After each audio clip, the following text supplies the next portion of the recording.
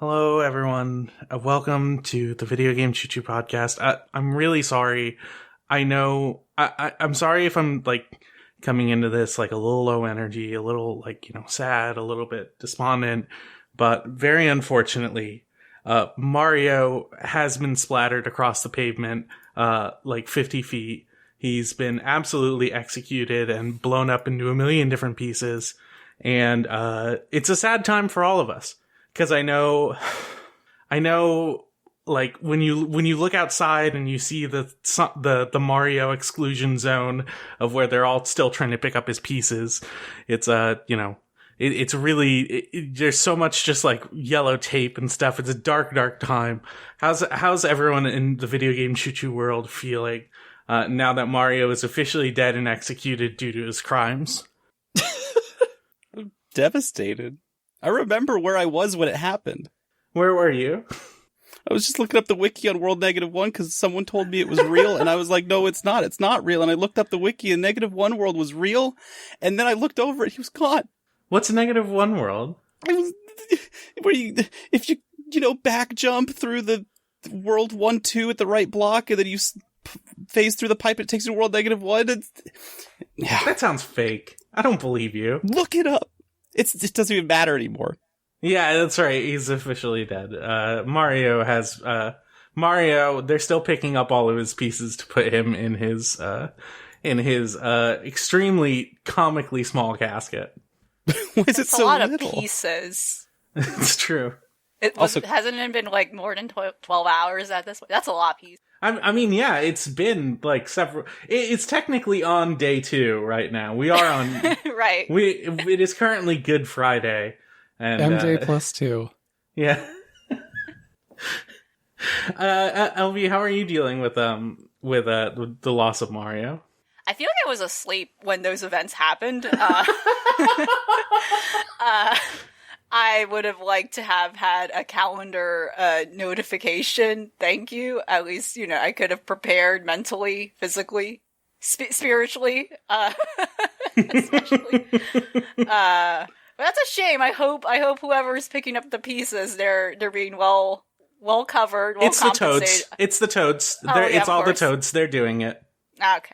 Well, I hope they have protections in case something bad happens. I'm sure it's a very messy process. It sounds very complicated and potentially dangerous because who knows where the pieces have landed too, right? I'm sure the radius for that was pretty big, despite how small his body was. Yeah, it's a large radius. There's like a smaller. If you look at a map of Splash Mountain where it happened, you can see a red circle, and then like another larger red circle, where like the smaller red circle are where like most of the pieces are, and then the larger outer one is like little. You're still finding little bits every now and then. That's so it's like that's a glitter. harder search area. Yes, it's exactly like glitter. They said it was exactly 120. That's how many pieces. And people are still trying to find the last ones. Now? Is there a count? It's hard to tell. Speedrunners have kind of, really made a mess of who is allowed to look and who isn't. And unfortunately, time is running out because it's just counting down from 999. Yep. Ari, how are you feeling about our tragic disaster? I'm just gonna say it. I'm glad he's dead. That's, you know what? That's the thing that, a lot of us don't necessarily want to say out loud is now that he's dead, Sonic the Hedgehog can finally live and can prosper. Finally getting what he deserves. Oh. It's true. He did so much vile shit. There was so much gatekeeping that's just not in the way anymore. Oh my god. We're free. He did so much politicking to keep other video games down. But even when him got, but the Toads are still, The Toads are the real victims. The Toad's still doing the dirty work. The Toads are treasure tracking for every insignificant piece of his shitty body. Yes. They have to think in quadrants. That's the only way they can do this efficiently. They've pieced all of Splash Mountain into separate islands that are all floating in space. Uh-huh. Now that we know Sonic is superior, what are the Sonic games that you're most looking forward to, Solon? Hey, I really want to play Sonic Forces. I just heard the theme song and didn't realize it was written by Hoobastank. Have you heard this song, Fist Bump? I did. You made me listen to it literally right before this podcast. I am going to have one more fist bump with you. Yes, it's so good. I want to fist bump Sonic the Hedgehog. Here's my problem with the song Fist Bump, which is the theme song to Sonic Forces. How could you? Yeah, it sounds a lot like a Sonic song. Like, you know how Sonic songs are. Yeah, and that's what I came for. I was really hoping with the inclusion of Hoobastank Man that we would get a little bit more of that Hoobastank. And like, there is a bit of Hoobastankiness on the track, but it's like, it's very minor and it comes in like halfway and then immediately they go back like, you know, they chord change back up to like a higher chord and then go back to rocking their freaking nuts off like they do with every Sonic song. You weren't feeling it when Doug Robb, like all the music dropped out just to hear Doug's voice at the end of the song. It's so good. I like that. It's just like, you know, when it comes to Hoobastank, I really want the like I want the like sad angst of a teenage boy, or not even like a teenage boy, a young man in their 20s, perhaps named Douglas. Yes, perhaps named Douglas. Douglas, of course, being one of the most offending names, but like who has just discovered like DMT, just like as doing any kind of like really basic drugs, and like is just so upset at their ex-girlfriend. And unfortunately, I don't feel like we get that enough with the song Fist Bump, the theme song to Sonic Forces. Oh, you must be thinking of the Bowling for Soup Sonic song. That's what you want, huh? Yeah, that's what I want. For Sonic Unleashed? The DMT Sonic game? I don't think I've heard this one. You're gonna have to send me this song, and I'll judge it on its own merits. You turn into a werehog. Yeah? Yeah. But yeah. Which, as far as I know, it is deriving from accurate observations of hedgehogs. That happens, unfortunately. Sometimes that's why. Have you ever seen a hedgehog at night? I don't think so. That's why. You don't know what happens. You don't know what they do. You don't know what they do. I am looking at this this upcoming Sonic game on. You showed it to us right before the podcast. Do you think you could talk about this a little bit, Solon? I am not prepared in any way to talk about. So, did you know that there's a first ever first person shooter to be published by Sega called Sonic Guns? Sonic Guns? Yeah, this is breaking news from the Sonic fan on Wiki. It says here that many Sonic fans are delighted with the game following its release. It is rated M for violence and blood.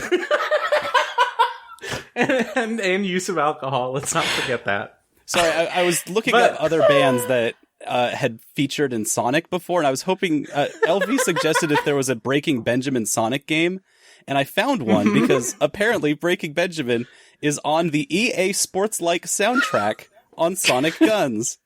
With songs from artists such as Crush 40, Lifer, Nickelback, Breaking Benjamins, and Deftones. Oh my gosh, a perfect circle. which, by the way, I need to remind you, was nominated for an award for, quote, Best Video Game Soundtrack of the Year. Best game and best soundtrack. That's like, that's kind of nuts. When I see use of alcohol on Sonic Guns, all I can think of is like World War I, or they would use brandy in like a med kit. Right? Those are the healing items that you find in Sonic Guns. It's not just rings anymore. This page has some important trivia for the game Sonic Guns, where it says, although Sonic Team takes credit for developing the game, Infinity Ward helped design most of the levels and some of the weapons. Some of the weapons, not all of them, though. That's weird. How come, like, not everything? That's, Some must be licensed because it says Sonic uses an Uzi with a suppressor to take out a few enemies. You're right. Oh, man. I love this. Yeah, the Sonic Guns page is incredible. This character list is also very selective. There's like certain folks that are not in here, but Charlie B's in this. Oh my gosh. There's quite a few exclusions. I'm noticing like very, very minor representation of women in this game. If at all. not even Rouge the Bat, which is very strange. Who I think would hold a gun and probably I think has many times. Oh right? yeah. This soundtrack rocks. I'm looking at the whole thing. We got 4 different Lifer songs. Making their Sonic debut, Slipknot. Oh man, they're Stained with Mud Shovel, a classic Sonic song. Nickelback, Because of You. Yeah, that's right. We got Rage Against the Machine in here. This rocks. I can't wait till this game is out.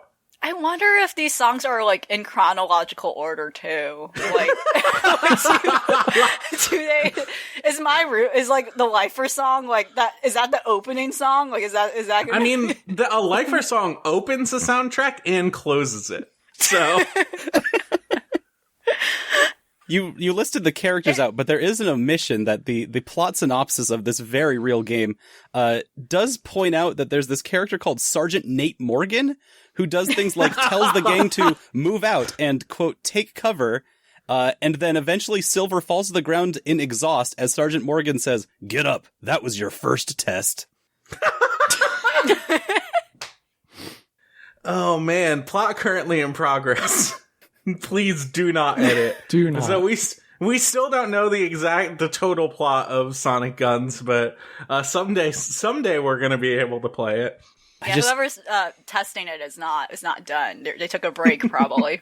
The phrase Mobius Military Corps MMC is gonna be emblazoned in my mind for the next week.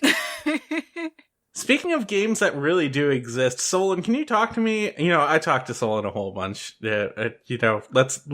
We already talked to you a whole bunch. Let's do someone else. Don't talk to me. LV. Oh, yes, hello. Talk to me about Harvest. No, not Harvest Moon. Farming is back. Is farming back? Is farming back? So not Harvest Moon. Story of Seasons. Whoa! It is harder to say. It's another word to say. Legally distinct. Very unfortunate that we're still in this situation. It's a little silly, but just to reiterate, there were issues between not issues, but somehow the original U.S. publisher, for what most people know and still call like the Harvest Moon series, has now rights to that name because technically the original Japanese name was not Harvest Moon. It just literally translates into Farming Story. So now they have that name and now they're making their own games. Right. But simultaneously, there was a bit of a split. It's like the name was originally like Harvest. It was Harvest Moon, but like they eventually split off. Right. Or they eventually lost the rights to the name Harvest Moon. Yes. So like their new games after that were called Story of Seasons, but in order to like rub the salt in, Xseed was it? Like continued making quote Harvest Moon games that were not exactly the same series. You got mixed up with it. Well, you mixed it up. So it's Xseed Games is now the US publisher for this. Right. These farming games, these farming sims. The original publisher is Natsume, and then they also are kind of a dev. I don't know, it's a little weird because when I was looking into it, it's very confusing. There's a difference between Natsume Inc. and Natsume Ltd. Very, very weird, even more confusing. Beyond the Harvest Moon situation, their company, structure, whatever, split is also confusing, but that's the situation. Like the spiritual Harvest Moon lineage is not necessarily in games that are called Harvest Moon anymore. Right. So the whole thing is like, okay, so one company has now the rights to the Harvest Moon name, but they're still making games under that name, still farming sims, and now Xseed Games is now the official English language publisher for not only the former Harvest Moon, which is now called Story of Seasons, but also the Rune Factory games. So there you go. Interesting. Yeah. So what I played recently is Story of Seasons. All right. I gotta keep reiterating because it is very confusing.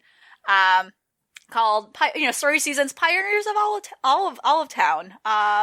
And it's like their first mainline game for the Switch, actually. Previously, though, they did release like a remake of the Mineral Town games for the Switch, but this is like the first original title.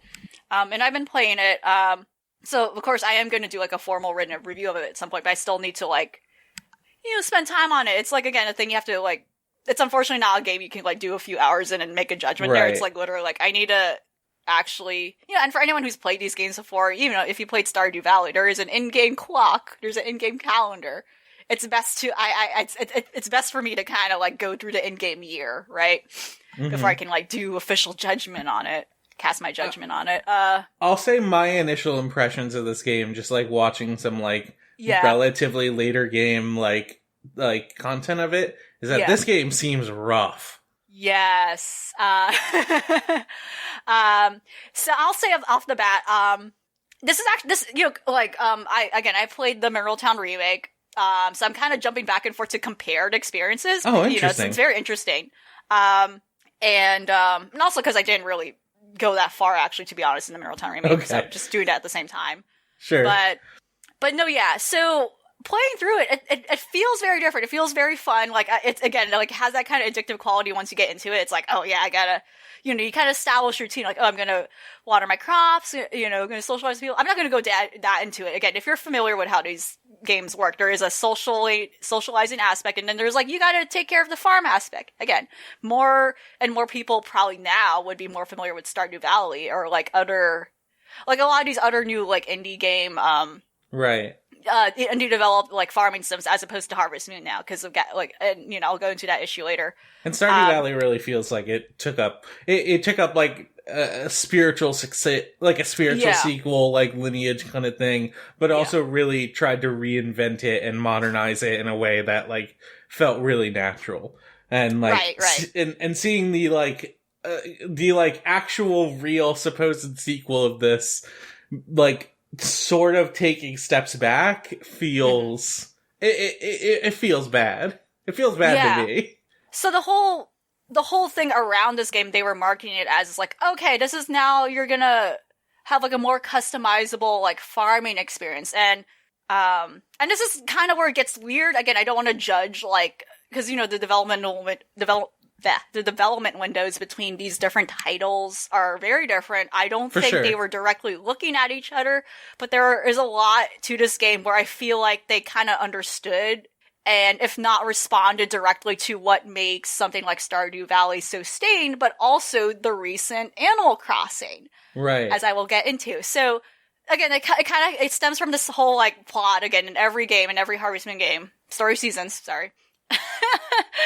I guess I'll say the Japanese name, Farming Story. I don't know if that will make more sense or even more confusing. Story of Seasons is fine. It's especially confusing because a Harvest Moon game came out like 2 weeks before this one. Yeah, which we suspected might have been very intentional, and spiteful. But that one got really bad reviews. So for as like rough as this game looks, that game looks way worse. Right. That game is like the real equivalent of like a cash-in game. Like all games require effort to make, like take a long time to produce, but this just seemed like they didn't even try.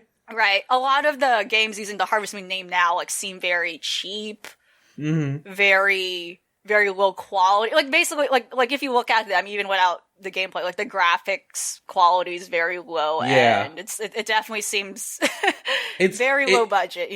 It's crass in a way that is like intentionally trying to trick like someone going, I want the new Harvest Moon game. And they're like, you mean Story of Seasons? Wait, what do you mean? Wait, there's a Harvest Moon? There's Harvest Moon story? I don't know. Just give me a Harvest Moon, I guess. Like, it also just seems very contrived to keep that name in, and you're not going to really respect. it's entirely like a cash grab. Yeah. So in Story Seasons, Pioneers of All Town, you are, again, a young person who's like, oh, my grandfather... Again, the story's the same in all these games. Like, your grandfather passed away, your grandparent passed away. And then now you're going to go to, like, his property, his farm property, to take it over. And it's kind of just funny. The opening sequence is kind of funny. You're, like, riding on your moped, like, and then it fucking breaks down. I don't know, that just still kills me. It breaks down, and then you run into the mayor, and you're like, oh, you must be, the grandkid of, yeah, that guy. And that, yeah, it just takes you through the whole player customization sequence, which I found very interesting. Like, a lot of the different character parts and, like, appearance features you can choose, they're not gender locked at all. Like that was very nice. It's very nice. Cool. But ultimately in the dialogue they ask, if you're a man or a woman, ultimately. But otherwise in terms of like, and that's, unfortunately your only options. But then like, otherwise like when you're making your character, you're not locked by gender. It doesn't gender lock you in that situation. But yeah, ultimately, yeah, the spiel goes, you start trying to like balance between socializing with the town residents and then managing and cleaning up your farm, because it's a fucking mess right now. You don't even have a building. So what's interesting about this game is that you start off in a tent, and that also kind of kills me because the fact that they let you in this like town and they're like, you can just start doing work here. They don't even give you a house is incredible. You're just stuck with your tent that you brought on your broken moped. Yeah, it's very much trying to evoke like something of a survival game thing where it's like you got nothing, you start it up, you get in there, and it seems like the amount of space you get to just mess around is huge. Yeah. And it's stuff you kind of just have to grow to unlock it over time. Right. So again, you have say for instance a bridge that's broken here, and I think everyone's layout is the same. I don't think it's any different, but yeah, you have things like as you progress along, there's like parts of your farm map that's still locked because like, oh yeah, there's a broken bridge here across the river. That can be more space for more land, but then you still need these materials. You don't have the resources yet to unlock it and whatnot. But yeah, this is where I think you ran into the issue of like, oh, that looks rough, or rather what I feel like, oh, this is very incomplete. And yeah, you can only do so much. So what's interesting is that there are a lot of things to this game where they kind of made things easier for you from the get-go, but at the same time, I think that makes completing the game a little too easy. I've been reading a lot about what kind of stuff do you get like right from the get-go? Yeah. So, and in some ways, it's like, oh, this is nice, but in other ways, it makes you the game, your ability to complete the main story of the game is like much quicker than in past games.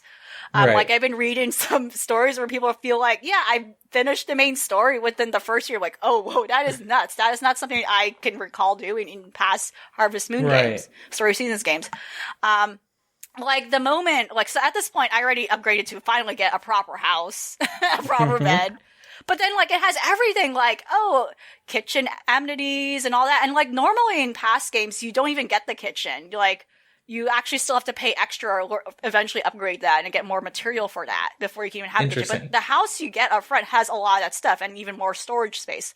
Like, there's extra things where, very typical in, like, a lot of the games in the series is that your bag space will run low, and that's always an issue where, like, oh, I can't save anything in the beginning, so then I have to, like, prioritize what I can toss out or sell in the start of this game. Whereas now, like, you have a separate tool bag, and there's, like, more item slots. Like, there's, like, a lot of things like that, and then you even have access to, like, the map you see. You can kind of see now loosely where NPCs are, so you do have a better idea of what their schedule is. As opposed to you kind of figuring out how to learn that naturally, and just kind of observing that. Like there's just a lot of things like that where they kind of made the experience more easier, and that doesn't make it a bad thing at all. I think that like is nice. Like it renders for a different experience because it kind of changes your priorities, right? So now you're just more focused on like one aspect of the game, whether it be farming or socializing with people.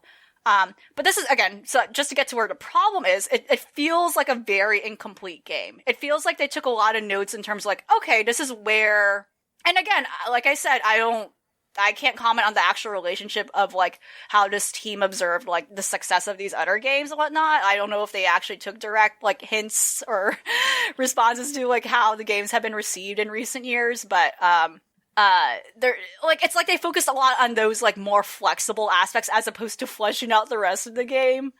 Interesting. So for instance, a lot of, and this is weird for me to talk about, like, oh, the NPCs are kind of bland, but they kind of do feel like that. But Yeah. But yeah, like other Harvest Moon games are like sort of about you getting to know the like NPCs and like picking the ones you like, and then like, you know, doing some marrying too. But also, from what I understand, they're a lot more NPC like, you know? Yeah. They feel a little more generic. They're like, it feels like there's like less of a incentive for me to get to know like these characters more. Right. And then there's definitely a huge issue where they cut down on a lot of like what are known events in like other Harvest Moon. Like, oh yeah, there's like animal events where you compete, and like this game does not have those as far as I know, and that's like kind of nuts. Like that's like a huge aspect to these games where you have like you have an incentive to like raise the animals the way they are, like, you know, raise these animals because there's like kind of like hidden stats with them, like hidden levels, you know, like, oh yeah, like, you know, and that kind of, you know, like you have a chicken, right? And then like you can get eggs from them every day. But then you can get different quality eggs depending how well your chicken has a strong relationship with you. But you can't necessarily see that. You know, it's just something you just naturally have to assume that you're doing a good job at remembering to feed the chicken every day, or remembering not to leave the animals out in the rain, you know, and stuff like that. But a lot of that stuff has been cut out or is just non-existent.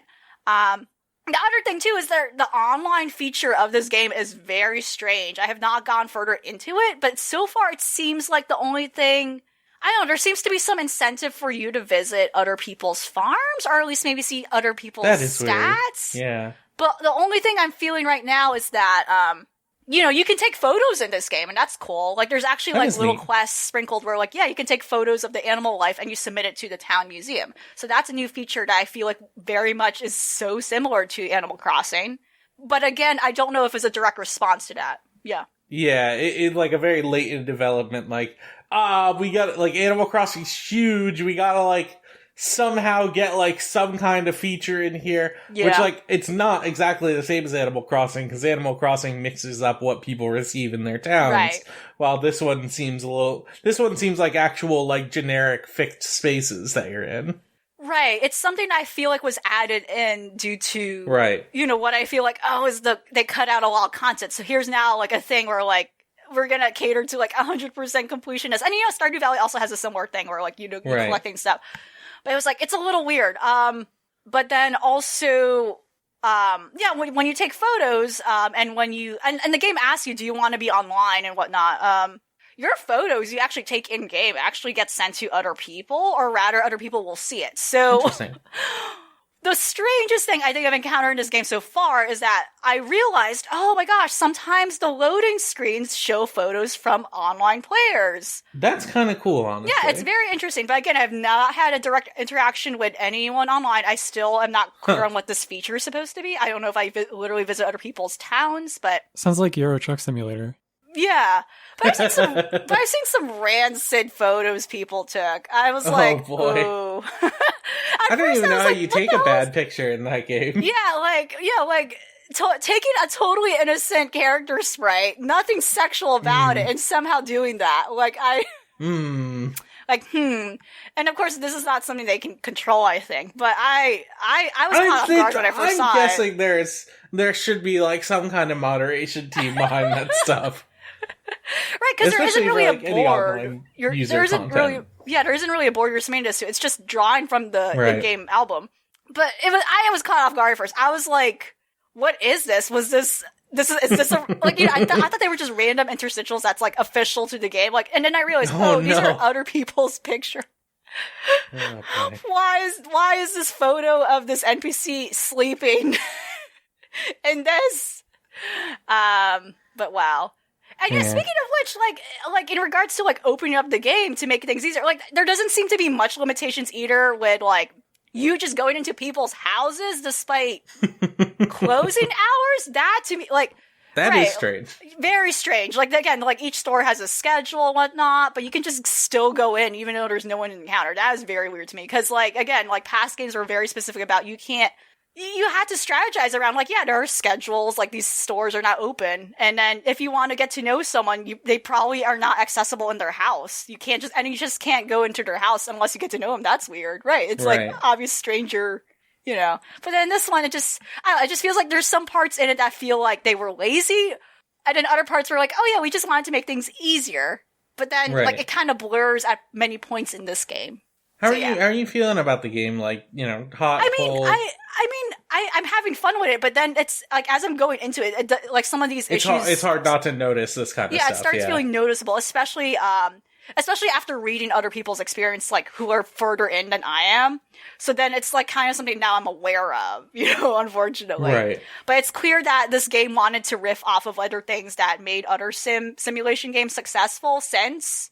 But then I think they unfortunately sacrificed other things in doing so. Yeah. And what kills me the most is that there's DLC for this game. There's DLC to unlock other locations, and the DLC is like $20. And I'm like, no, thank you. Well, I don't understand why you even want that. Paying for content, oh boy. And like adding new characters, but it's like, oh no, rather not. Yeah. But yeah, it's still something I'm kind of working my way through. Otherwise, right. But it has its issues. It's apparent up front. I think I can see where they're trying to work its way through, but in other points, it's like, oh, I don't know why you made these decisions and cutting out a lot of content. I really look forward to hearing like more about what you have to say about it. Like once you get further in. Yeah. Solon. Oh, what? You've also been gaming, I'm guessing. Is that correct? You're guessing right. Are you playing things on the Nintendo DS? I actually opened up the Nintendo DS emulator the other day and played the entirety of Final Fantasy XII Revenant Wings. I don't know what this is. Did you know that Final Fantasy made a real-time strategy game out of the Ivalice universe that has cross ties to your favorite game of all time, Final Fantasy Tactics? Of course, Final Fantasy Tactics. As well as repercussions outwards to all of the greater Ivalice lore, including Final Fantasy XIV. Final Fantasy XII Revenant Wings, pretty good. Pretty good. I remember enjoying that, yeah. I remember liking it. I didn't know. know... I ever traded in, that is the one I regret the most. Oh, no. Really? Did you ever finish it? No. Oh. I was too bad as a child. Oh, it's got a pretty good understandable. ending. It's everyone goes home and everything's kind of all better again, other than the world is destroyed, but it was kind of doomed from the start. But the ending's just nice. It's a very nice ending to the first story where Vaughn and Penelo get to be actual real heroes. And yes. So there's actually like while I was playing it, it felt so justifying because I'm a huge Van Penelo Orphan Core fan. Orphan Core? Is that what you're Orphan Core. I love Orphan Core. I love the idea that you don't need nothing. You're just two kids out there in the world doing your best, and then some like movie star looking guy, Balthier, comes out and is like, I'm the leading man. And you're like, okay, but look, I'm like 17 and or 18 years old, and I've got nothing but the half vest rags on my chest. I've got nothing but this half vest and these horrible textures of my abs. He just keeps that half vest. The littlest abs. So you actually do get a little bit of Van and Penelo, hanging out and being normal. Isn't it Penelo? I think it's Penelo. Crazy? I could be wrong. It can be whatever you want it to be. I'm fairly confident it's Vaughn and Penelo. Hey, Penelo, I'm walking here. Hey. The names are a little liquid. There's so many letters. Sure these they names. are. Everything's liquid in Final Fantasy XII Revenant Wings. Ivalice is a strange place. The important thing, though, is this is actually a real-time strategy game that like I could see kids playing without getting extraordinarily frustrated. It also does that cool RPG thing where if you lose a battle, you still get a quarter of the EXP that you would have gotten for it. Yeah, I remember that. And so you can keep leveling up even if you lose, and you don't feel like you just lost 25 minutes in a stalled battle that you couldn't have really done anything about. You can just be like, you know what? I'll just scratch this and we'll run it again. It's also got a very cute double rock, paper, scissors system where you've got elemental weaknesses and resistances, but you also have like flying beats fighting and fighting beats magic and magic beats flying. And you can like, there's not like one solution to a specific battle out of all the options that you have in front of you. You can really feel That's like why it's strategy. You can pick and choose how you want to like load up your orphan crew. because it's not just Van and Penelope. There's actually 5 orphans. All of the all of the crew from Final Fantasy XII are the protagonists. And like way late in the game, do you actually see anybody else? And by the time you find like Balthier and Fran, they're like, oh, wow, Van, my guy, you are buff, and you are legitimately a sky pirate. Mm-hmm. And they actually have a little closure and get to contend with that a little bit. It's cool. Just a sweet game. Yeah, what I remember about the game is that like it actually you use the word closure. It actually did provide. It actually properly like continued on the threads of those two characters in a way that the original game did not even do, even though they were supposed to be the main characters. It's an ensemble game. Yeah. Yeah. Yes, it actually kind of follows through on that promise. Right. And even though, like, that's the last thing most Final Fantasy XII fans want is more Vaughn and Penelo. They want less of them usually, but it makes a lot of sense here. And you get to meet an entire like race of people that are probably one of the coolest Final Fantasy races I've ever seen, the Aegeal, that are just folks with angel wings walking around without their shirts on. Yep. And they live in a little sky colony. Yeah, like it did the whole thing with Penelo's like canonically a magic user, and like in the original game, it kind of, if you didn't build her in that way, it kind of wanted to direct you to do that with her character. Yep. So it's really kind of cool. They just can't, they just made it canon that actually, she is someone who's more akin to using magic, and she is what that is in Revenant Wings. But again, you didn't have to do that in the original game, but if you made her use, spells and whatnot, like she was clearly stronger in that front for her skill tree. Yeah, she's the only healer in this game, and you need her for pretty much every mission. Right. Right. I'm watching some gameplay just to get a sense of it, because I wasn't like, I wasn't sure what you meant by real-time strategy, because it's like, you're talking about very small numbers of people, but it's like, oh no, you really do have like, not a lot of people, but you're just walking them around in this environment, like looking for monsters. So we're playing this on the emulator, which means that I've got like a controller in one hand and my mouse in the other hand, so that we could use the like touchpad controls with the like D-pad controls. It turned out really nicely. It was like a luxurious feeling by the end of it. Like, oh wow, there's a bunch of like nice shortcuts on the touchpad that they don't tell you about, but you kind of find out over time. Is like, oh, I can highlight all my people off screen. I can switch from map to like which is the top and bottom screen. I can switch that on the fly and then teleport around the map if I need to really quickly. There's some slick stuff for what a game that they made once and really never came back to this style ever again. It's got all of the pieces that you would want in a real-time strategy while keeping like a bunch of diverse styles. I love this GBA style of the Final Fantasy XII menu. That rocks. Yeah. Do a bunch of nice little DS tricks also with cutscenes. Right. Oh yeah, I did have like split cutscenes, yeah.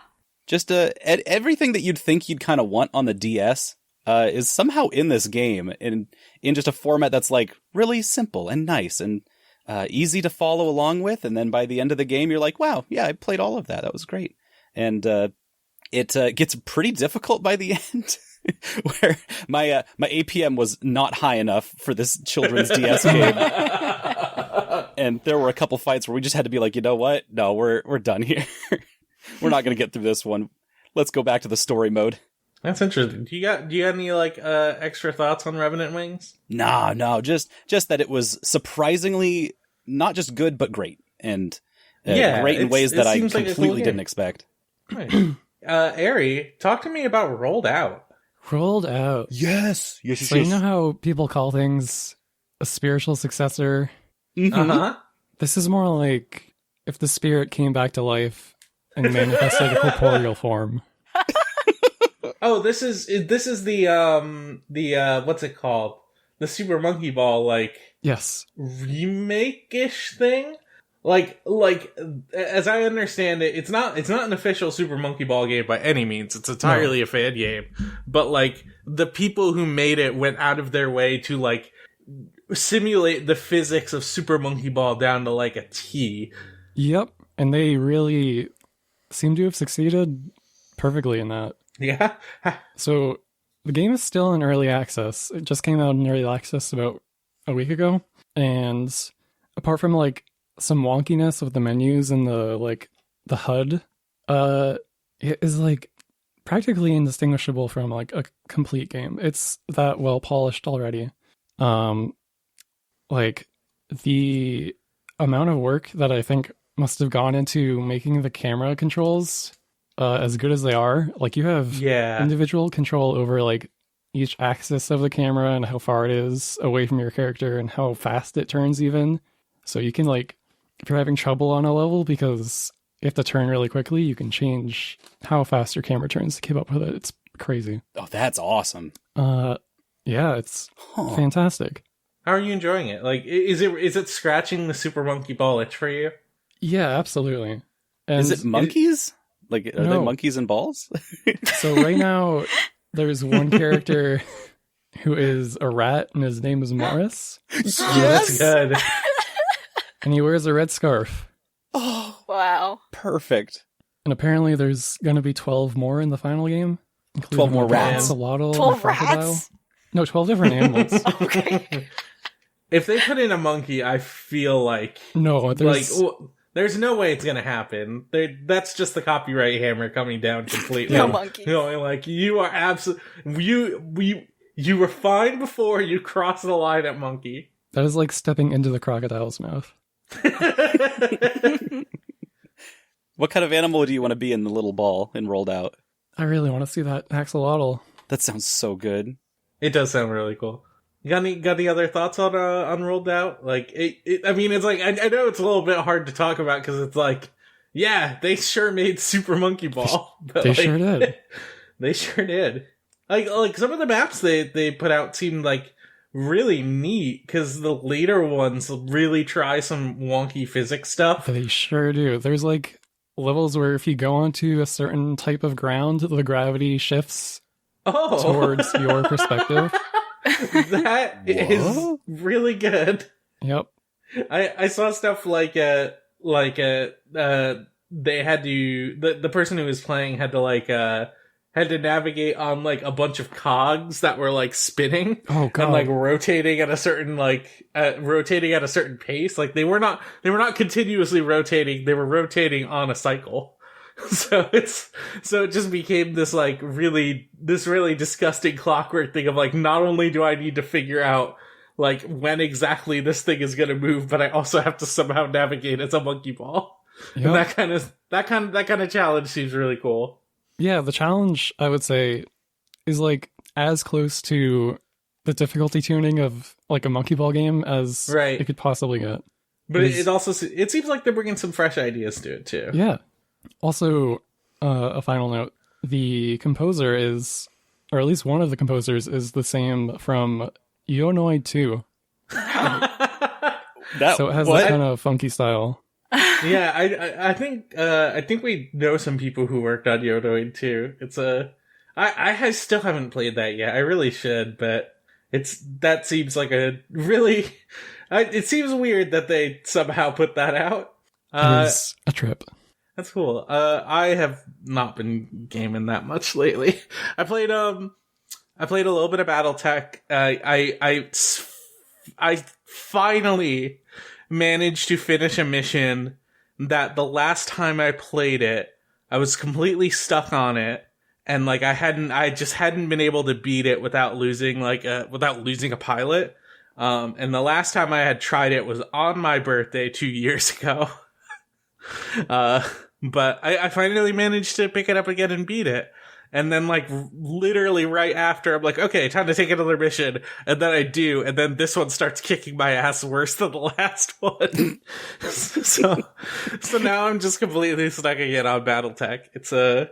I like BattleTech a lot. It's just like, I'm a bit of the tactics RPG freak. And I like the kind of tactics that you do in BattleTech, but it's like, it's a game way more about like enmity than it is like going in there and being tactical. Like, it's a game where you're expected to take 50 rockets to the face.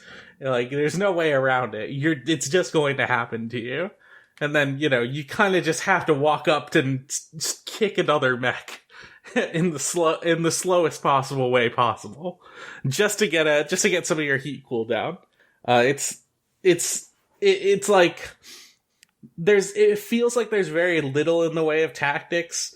I know that's not exactly true, but it's like it feels like once you go into a mission, your options are limited in terms of approach.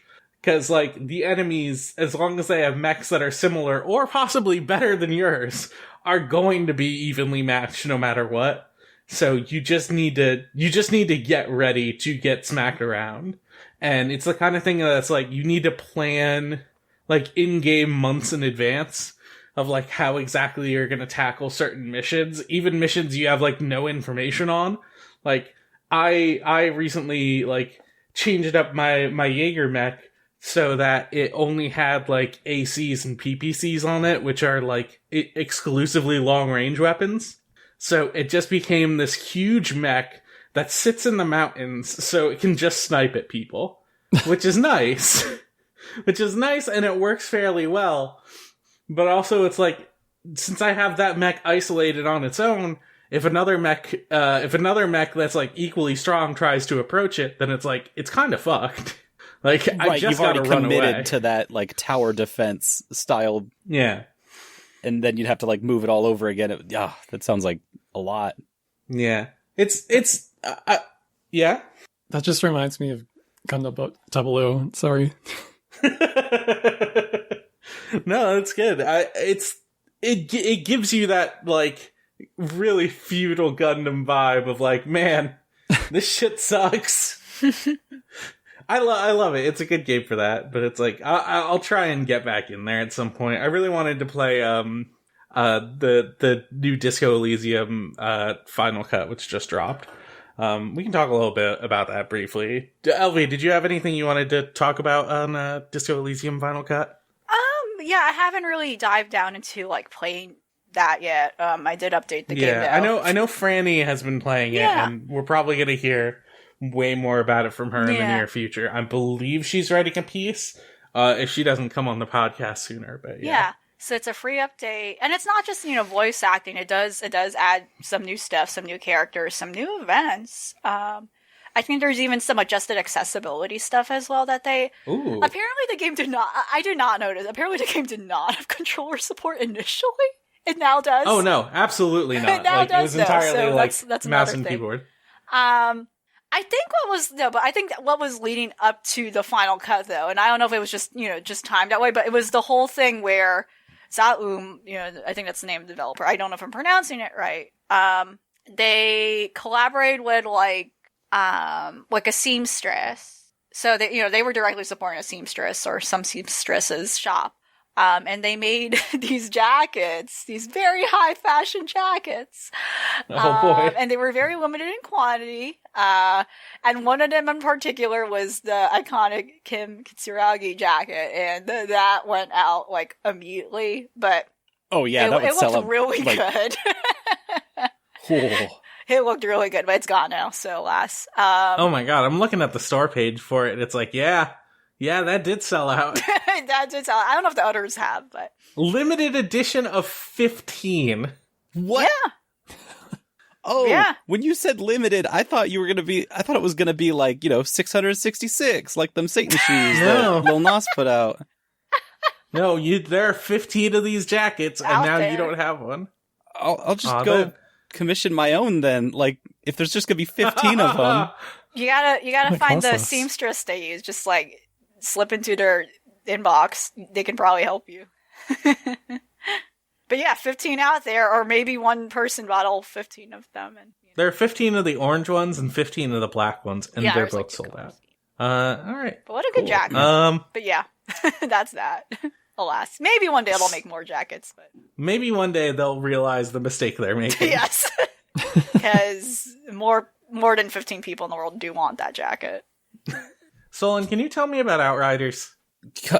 I'm not ready to talk about Outriders. Can we talk about a good game?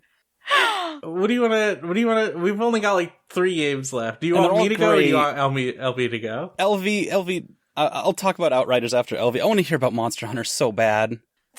I've been chomping at the bit to get any news about Monster Hunter because it looks like it's so fun. It is. Here, we'll both go, and then we'll talk about Outriders. How's that sound? Sounds that I'll be ready by then. I'll be ready. Yes. LB? Yeah, it's very, I mean, yeah, I don't have a lot of specifics to say about it, but it's very fun. The game you're of course talking about is Monster Hunter Rise. It's very fun so far. I think I think Monster Hunter has struggled with like a good portable version of the game, right? Because it's just such a big world that how do you cover that much vastness and like in a nice compact work? Because I felt like a lot of the other like past portable games were just, I don't know, they just felt, something about them felt empty, and not in such a way where it's like, oh, the world literally feels empty. That's not the case. It's more like it's just like the stuff I can do feels like, I don't know, unfulfilling. It's weird. I don't know, but like this one takes a lot from world, which is still very good. Yeah, it seems like it's a mix of not just world, but also like what was the one that was before that? It was something X. I don't remember. Something X. Let me look real quick. Monster Hunter X. X? X? X? Monster Hunter Generations X, I think it was. Yeah. Yeah. That one was the one that was re-released on the Switch, and it's like it was way more in line with a lot of the older Monster Hunters. And it seems like what they've done is Rise is like take a lot of the advancements that they made with World, like take the engine that they had with World especially, and like scaled it back to like a lot. They also scaled it back to like the kind of what they were doing with some older Monster Hunters. Yeah. That's the impression I get from it, at least. Mm-hmm. So like in this situation, so visually thematically, it's aesthetically based on like a lot more traditional like Japanese like feudal era aesthetics, neat. which is very cool. Like kind of when you open up the game, the music is like just blaring loud into your ears, and there are these like like the opening of this game like you're. I already know. I don't even have to look it up. But this game, the game's like big deal characters, and this are like these two twins that kind of lead you into the game and escort, because they're like they're like one of the quest providers. The world had the handler, and there's like other handlers, but you have twins here. And and they both provide two different types of quests, basically. So, and the whole thing, I think, from what I'm getting the plot is that there seems to be some sort of threat, like some sort of cataclysmic threat of like, oh, a bunch of monsters are gonna like attack the village or something. I don't know, it's not something they really are. It's something they kind of feel is coming, and they're just like kind of preparing it. I don't know, there's something like prophetic about it and whatnot, and that's kind of the whole thing that they have going on here in terms of like the plot. But again, it's just something I'm kind of like easing in onto. I'm not really that clear yet as to what's going on, but. Mm-hmm. But ultimately, yeah, it's just a fun game. Like you said, I think they managed to transfer like a lot of what made the like combat and mechanics and world work into here, if not just adjusting it. That still makes sense without sacrificing a lot. But also, it's like they like in World, you could like prep your meat and rations and everything, right? But it's like more often than not, you were gonna go get some food from the cats. Yes, of course. Because the cats are great. They're gonna feed you right up. and they're still there. And in this, it's like it's more so. Oh yeah, no, you got to go back to the cooking mini game. You got to make sure you time the rotating right. Right. When you kind of go on your like little excursions, like like a lot of the.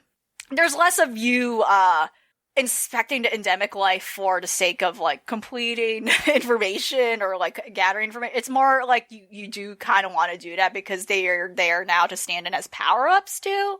Like there's a lot of that quality of not quality of life, but there's like a lot of that like little stuff in regards to boosting your character that's now just within the context of you like going on these as opposed to you pre-preparing, right? And again, like, yeah, there's like, and then now you have like a dog too that you can ride on that helps you. So now you have like a bipedal cat and a dog that's just a dog. And that to me is kind of strange. Like the cats are like a bipedal race, but the dogs is just a dog. I don't know what's going on there. They're like there's like little cat friends, and then the dog is just a dog. Yeah. It's a Goofy and Pluto I like situation. It's good. Yeah. It's a Garfield and Normal. It's very I don't know if they. They're not going to explain it. That's okay. That's fine. But you can ride. It's nice to have a dog. Yeah. Yeah. But yeah, because of like the scope of like how much they have to limit the space and like the especially the vertical space, like there's like a lot of like, oh wow, like jumping from heights, they can't do that much here. So there's some adjustments, like things like the wire bug, it's so you're able to kind of like basically grapple hook in a way in which normally in something like World, like a lot of those bugs would be around to like climb certain heights, whereas the height levels here are not as high. So again, there's like some of that new stuff too, where you can kind of just grapple your hook way, and that changes totally to the meta too of like how you fight in the game. Like, oh, now you can like now it's not just like the insect glaive that has this advantage where you can like kind of propel yourself in the air, and that's how you are used to it. Now like other weapon builds that you're using, like you're not just limited to that. You can flexibly find height because of this stuff now. But yeah, it's just a fun, good game so far. Gets the adrenaline rush. What weapons are you using? I usually use the charge axe, right? Is that what it's called? Charge axe? The switch blade? axe or the charge blade? Switch axe, yes. Yeah, I don't know why I call it charge. Yeah. I don't know why I said charge. Yeah, switch axe. Sometimes the long sword, but mostly the switch axe and the insect glaive. I prefer those. I like how they sound when they hit. That's really kind of it. They sound nice when they hit. It's like, oh, I feel validated. It's like, because other ones, I don't know. But yeah, it's just a fun, good game so far. I think nice. Like especially if you played World first, like you'd have an appreciation of it. I think versus if you kind of just step into. I mean, not that you can't. Of course you can't step into this without that context, but. It sounds like, from what I've heard, one of the nice things is just that there's characters in this that weren't in World, and those characters actually have like you have a lot of rapport with them, and they, change and grow over time, and that's neat. Some of that stuff, because in World it's very like MMO style. It's very static. Yeah, they're very static. Yeah. No, yeah, I agree, because there's kind of more of a... Yeah, because World is so tied to like an online ecosystem, it does. You're right, it does feel more like an MMO. Whereas this kind of has a more clear story here. Yeah. More clear narrative. I don't know how much of it is very rigid and structured when, as I go along, but it definitely feels like it more is tied to that. So there are more characters that kind of have to be more ever present with your player's involvement with everything going on, as opposed to standing back and not really participating in any or intervening in any of that. So no, that's like a good comparison. Yeah, World does feel like an MMO in that way. Sounds good. So you've been enjoying Monster Hunter Rise? Yeah, definitely. Awesome. Anything else you want to add? No. I did see a terrible movie. Right. Oh yes, you did. I forgot about this. I'm not going to go into it, but. No. Okay. But I do have a review of it. Probably may or may not be published before this. That may or may not be posted after or before the listener, our listeners hear this, right? So, right. But you did watch. I did watch it. Hunter I did movie. choose to watch it. And the thing is, I did choose to watch it because I got Rise, and I'm like, oh yeah. I better find out what the lore of this game is. You're right. I was saying you're right to me. I like to myself. I was like, oh shoot, you're right. I was so excited to watch that because I was expecting it to not be good. But it was an even worse experience than I thought it would be. We are. Oh gosh. We are, if anything, W.S. Anderson fans and friends. He is a friend of the pod. Come on the show, both you and Mila. Yeah, we'll look forward to that. Is that going to be on video games? She seems like she's great. She is a great person. I don't know. Like, she seems like, nothing against her. It's just that movie was not great, huh? Is that going to be on the Video Game Choo Choo website, or is that going to be somewhere else? Yeah. Okay, good. Awesome. I love to look forward to content. So I don't know. It'll be. You might have one might have read it before. You might listen to this, and vice versa. I don't know. It will be. Yeah. Very it will excited. be out by this exact same weekend we are recording this. I played something a little new as well.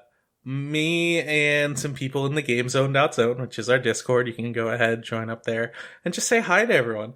we played a little bit of that new Among Us map, which is the airship, and it is massive. We only had like 6 people, and it felt like way too few. But it's like, oh boy, this thing is really like for what you've heard of how big this map is going to be, it's like it's really understated. Like, wow. I feel like it's so big that it's like almost unfair to the crewmates, because unfair to the crewmates? I thought it was going to be the opposite of that. No, because the imposter gets way more room to move around, way more opportunities to just find people completely isolated and unaware on their own. Oh, it is like, its size definitely favors the imposters more than the crew, but it's like, it's so, I like a lot of the stuff that they did with it. Like they added little there's one room that's like a treasure room, and inside the treasure room is like a big old pile of gold, and you can stand behind the pile of gold to like hide. But I think it still shows your name, so it's like you're not exactly hiding super well. But say if like you were an imposter and you saw someone like go behind that pile of gold, you could probably kill someone and then just leave it there, and they would just never find it. Hide in the body. Wow, yeah. There's also like bathroom doors that like you can open, and then like you can't see past them because they're doors, but it's like you open the stall door and it opens and then closes automatically. So it's like, if you can somehow kill someone in a bathroom, then that is like almost guaranteed to be like a free kill. There's so much like weird stuff going on in there. That's so interesting. So there's like a lot of like very advantageous elements for an imposter. I think that would be cool if like applied to a smaller map. Then if that's the issue, that'd be interesting if they would have those same things and apply it to a smaller map. You know, not changing the past maps, of course, but. Like it'd be nice to see like the next map maybe reapproach those things, but in a way that tightens it's just that the space. size is so fucking huge that it's like it makes playing it with a small group impossible. Like you need to have a group of 10 people if you're going to play this. Yeah. And like probably you only want to have one imposter realistically, but it's like, oh boy, is it a I like a lot of the new stuff that they add. Like the new tasks are very fun. Like some of them are like pick up a whole bunch of towels that are on the floor, or like there's one where you're just like sorting files by like picking up a file in a pile and then like bringing it to the right like spot in a library. It's way more active in what it's trying to do. Like there's one task that's also there's a room that's completely divided down the middle. Like, you can't pass through that room. And on one side of that room is a terminal that you have to activate, and then you need to walk around the ship to get to the other side of that room and then activate the other terminal. Oh, wow. It's a whole bunch of interesting stuff like that that's meant to put you in weird situations. It's neat. It's a really cool map. I would love to play more of it. But, like, if we're in a group of, like, 6 people again, we're not playing that. Like, we're probably gonna go to Polish and beer, honestly. Because it's just too big for any small groups.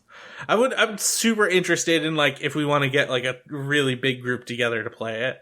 Because that feels like the right way to go. Yeah, I feel like, too, unless you get more familiarized with the map's layout and know what mechanisms or what, it is probably even so, it's also just like, it's just too big. Like you kill someone, it's like an imposter kills someone, and then like they just walk away, and then like nobody's gonna find that person's body for a really long time just because of the size of the map. Oh right, wow. And also there's like randomized starting points. So every time you load into it, you get a choice of 3 different starting points, and they're like randomized. Like there's a whole bunch of different starting points. I don't know how many there are exactly, but it feels like there's like 5 or 6 or something like that. And then you pick from 3 of them, and then like it starts off with just you, like it starts off with just you in this area all by yourself, essentially. And then, like, if you see another person spawn in with you, you're like, oh shit, no, I don't want to be here. This person, definitely an imposter. But, you know, no one can see where you spawn, so it's like, it's all on you, pretty much. It's like, you can't even, like, really see your tasks before you spawn, which I think is kind of a bummer. Like, I would love to be able to spawn somewhere that's, like, you know, adjacent to a lot of what I have to do. Plan a route, you know. Optimize it, yeah. Yeah, especially because this thing is so big that I would like to be able to move through it efficiently. There are a bunch of, like, really cool, like, shortcuts in it that I think are neat. Like, there's a lot of cutting through engineering, through, like, different ladders and stuff. It's cool. I like that kind of stuff. Yeah, some shoots and ladders energy in 2021. They also added some new death animations that I think are tied to costumes. Like, they added DLC costumes you could buy, and Boss Stones had bought some, and he shot me with an eye laser. Because he bought some fucking steampunk ones. And, it was, as soon as I saw it, I'm like, that's epic as hell, man. Look at your steampunk ass, you motherfucker. Thanks for killing me. But, yeah, it seems neat. I love to play Among Us. Everyone come to the GameZone.zone and play Among Us with me. Please. Please, I beg of you. Please play with Scott. So now's the time. You have to talk about Outriders. You can't put this off anymore. It's exciting. Outriders. Mm-hmm. It's a game made by People Can Fly of Bulletstorm fame. Okay. Uh-huh. And I paid $1 to play it. Oh. Yeah. As part of Xbox's greatest deal in gaming. And I spent 2 hours on the Game Pass. I actually did purchase the Game Pass just to play Outriders, and I have officially spent more time downloading it than actually playing it. Mm-hmm. And it was really funny, those 2 hours.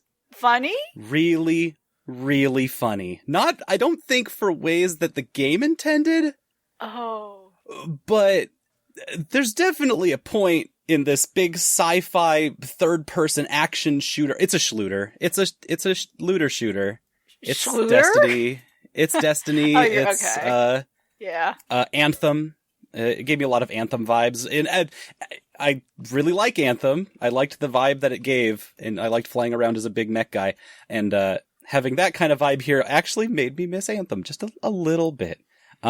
Which is dead. Rest in peace. It is very dead. Oh. But Outriders definitely has, like, within the first 5 minutes, your main character breathlessly going, "What the fuck?" Great. As the phrase, and that's their line. They swear a lot. There's a lot of swearing in this game, where even I had to just be like, now hold on.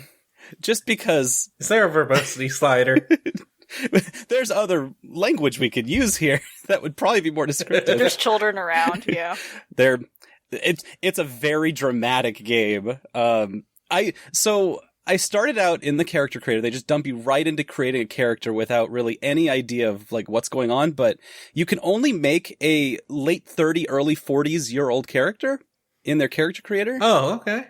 That is the only option you have, which I think is kind of interesting, or at least it would be. But they make you start by, like, basically deciding your ethnicity by the shape of your head, which is kind of a weird vibe right away. Oh. I don't think they intended that to be like a phrenology thing, but no. It makes a system where when you hit the randomize button, you get people that kind of look like normal people within the, like, cyberpunky survivalist aesthetic in this game. Their character creator does work to create very, like, realistic, normal looking, late 30s, early 40s looking action hero type person. Very generic action hero type person of a lot of different ethnicities. And, but it does make you start kind of head first into this character creator in a way that was, like, a little weird, but it got me into the thought. I was like, who's, like, a mid-30s type person who would make for a really good action star? And so I hit the random name generator bunch until it just landed on Trent as the name. And I was like, Oh yeah, AEW superstar Trent Beretta. He's my hero now. AE superstar Trent? Trent? That's him. And Chuck. Which is how you pronounce his name. Yeah, there's the uptick of the question mark that's implicit on the end of that the name. They wouldn't let me put a question mark in. They said, no, you must only use letters for... fuck that. You can't even put a space in there. You can't have a full name. You are on the UI just with one single name the entire time. The action hero of this game where... You can't even spell his name right. Fuck that. As someone with two names, which requires a space for my first full name, like that will not work for me. I have had many troubles with like documents because of that issue. For some reason, some things don't understand. Yes, some people have two names for a first name. It's a weird limitation. Yeah. This game, have you ever played a video game before? Because this one's all of them.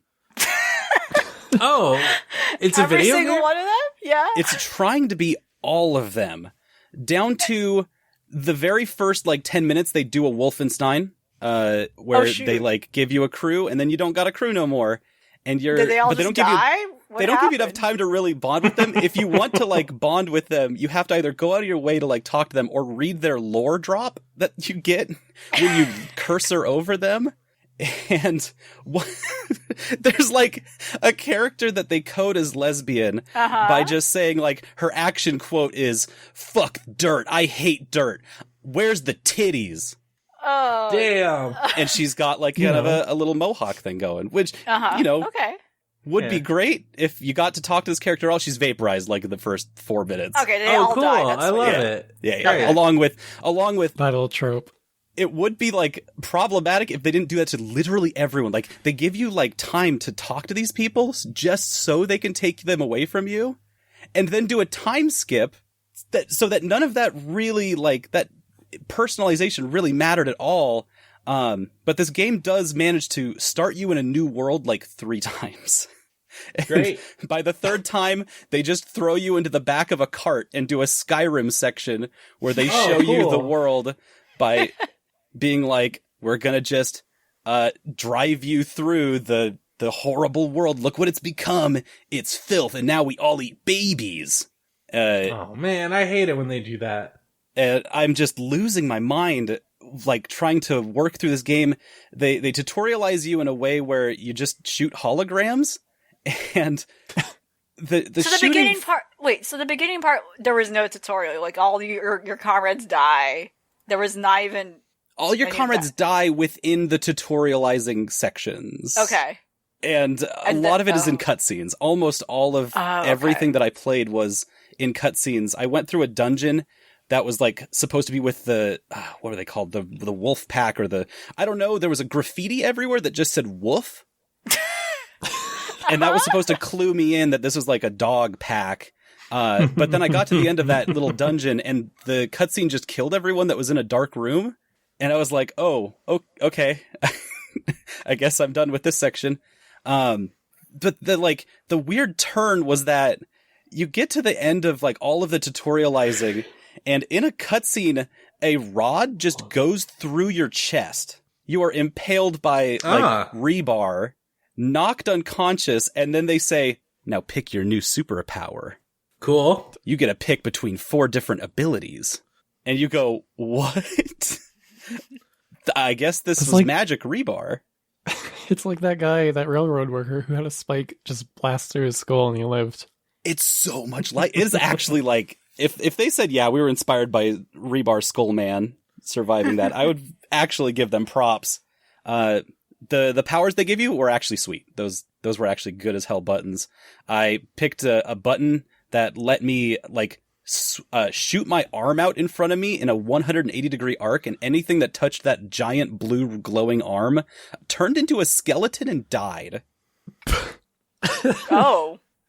It shows them, their skin becomes transparent, you just see their skeleton, and then they jib everywhere. You just turn... It's this glorious thing, and then the second enemy after that has 2 health bars, and if you try to do that on them, it says, resisted.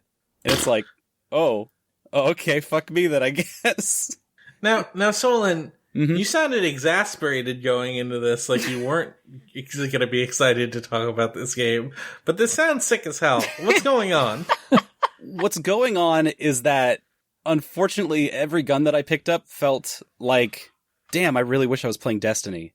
So it felt like Borderlands, you're saying? And then when numbers came out of people, I was like, oh, damn, I wish I had those cool guns in Borderlands. Well, let's not say anything we can't take back. Hey, they got those, like, ricochet wacky bullets. I like those. You can burn things from another room. It's great. Then it was just, like, so many parts of this where I was like, oh, I kind of wish I was playing Anthem. Oh, remember Anthem? Why am I thinking about Anthem right now? This isn't even...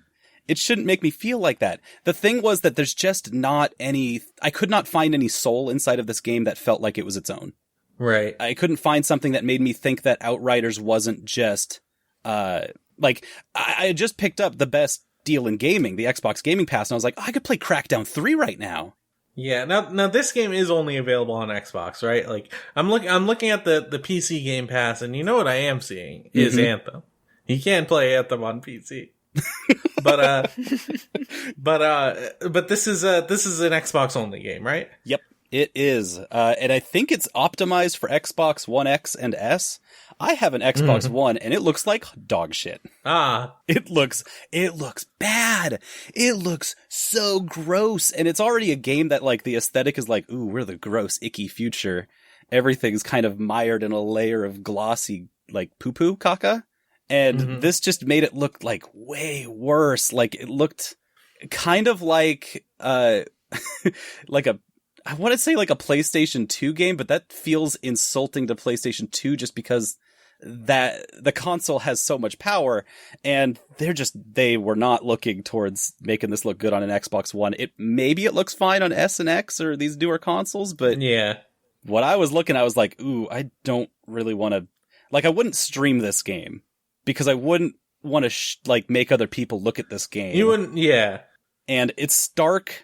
The starkness of, like, how dour it always is, where the main character's just breathing like, oh, what the fuck? Which is really funny when Trent Beretta says it.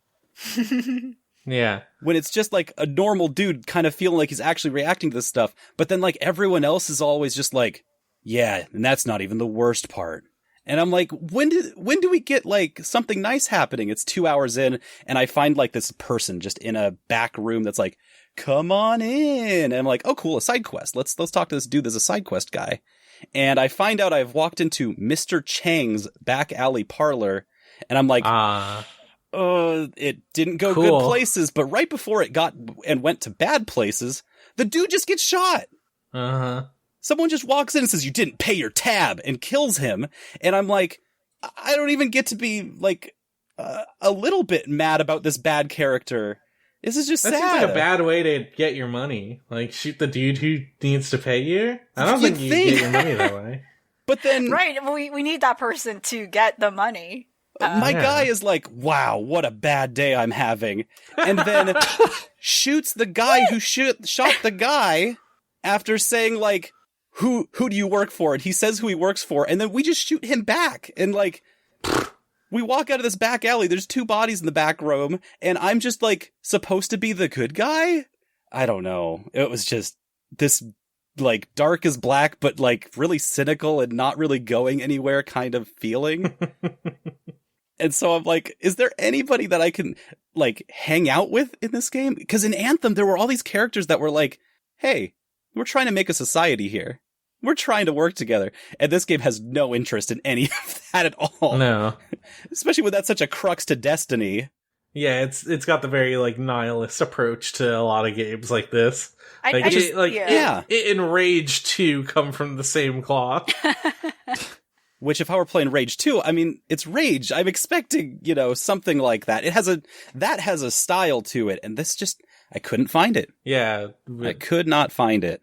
I did a quick skim of, like, what are people saying about this game? And it seems like the biggest complaint is also, even though it's supposed to be an online game, the online seems to be not doing so hot right now. Oh, yeah. Wow. That's disappointing. And it seems like the big consensus is that playing this alone sucks, but then if I could play online, this would be better. But then online is actually not working right now. It's not functioning. That's how I felt with, like... that's how I felt with like similar shooters, like Borderlands especially. Yeah. Like Destiny at least has the daily loop where you can just go in there, like play some of it mindlessly, do some stuff, get a little bit of progression, and then leave, which is fine because Destiny is a totally fun game to play. But it's also Destiny and it sucks, and they've only progressively made it worse. But like other games don't feel as finely tuned in that way, and that's a fine-tuned game. Yeah, trying to play anything along those same lines, just like you gotta get the cooler, better guns so you can play with your friends, and then you don't actually get to play with your friends is, boy, not the best. Yeah, your comments about like the story world just being really bland and not really like, it definitely sounds like one of those things where the single player experience is possible, but then you'll have a better one if you play multiplayer. But at the moment, the multiplayer is kind of like janky right now. It's not. Some people are having trouble. It looks like right now to even connect properly. So there isn't even a good criteria of like what that experience is like yet for this. Yeah, I'm not sure if I'm going to be able to get to play it multiplayer. The first thing you run into now when you turn it on is a big warning that says, hey, by the way, crossplay, don't try that yet. Not yet. And I'm like, I get it. This stuff is very, very hard. I'm not mad at it for that. But if your game hinges on being multiplayer in a way where it's like there's supposed to be a way for you to get into it via the single player. Yeah. It's, it's not a party game. It's not like a multiplayer first game. Right. If it's something like this where it's a looter shooter, it's like got to have this big story attached to it that puts you into a world that contextualizes you into the place that you're doing the shooting game part in. I mean, there's just not much here. It's just kind of like a bleak future, gross kind of game. It does almost every single like edgy cyberpunk like hero line in the first 40 minutes where people will like just be like, oh my god, kind of just trying to one up each other on who can say like the edgiest thing in the first hour and a half. And I was just like, I could play a shooter in any of these kinds of worlds that are exactly like this world, and the guns will be better. So why don't I just go play somewhere where there's like funner guns? And so that's kind of where it was like, I don't know if my life with Outriders is going to go on much longer. If it does, it will be because the only mid-40s man Trent Beretta that I could think of will carry me through it. Playing as like this gruff character is kind of funny. There's a humorist, sarcastic element to playing it, and the power abilities that you get are cool. If I do, it'll be with other people, because I don't want to play this alone anymore. For sure. I want to ride together and not ride by myself. That's been Games Talk. We've talked about so many games today. Whoa. We're Contrast moving on to to last week. news.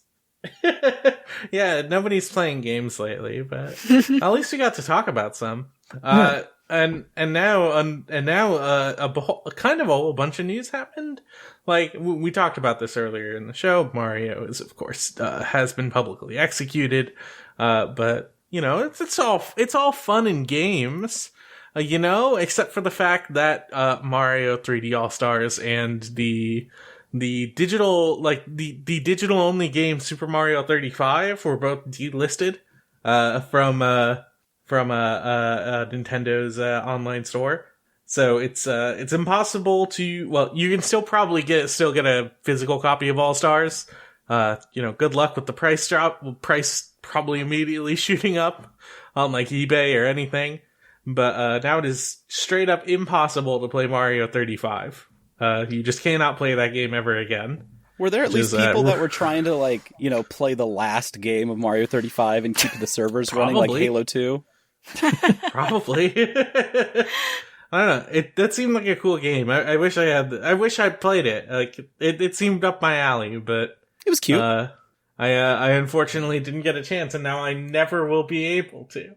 I think All Stars had like a 300% sale uptick in its final days. I think that's literally the number I saw. 200% or 300%.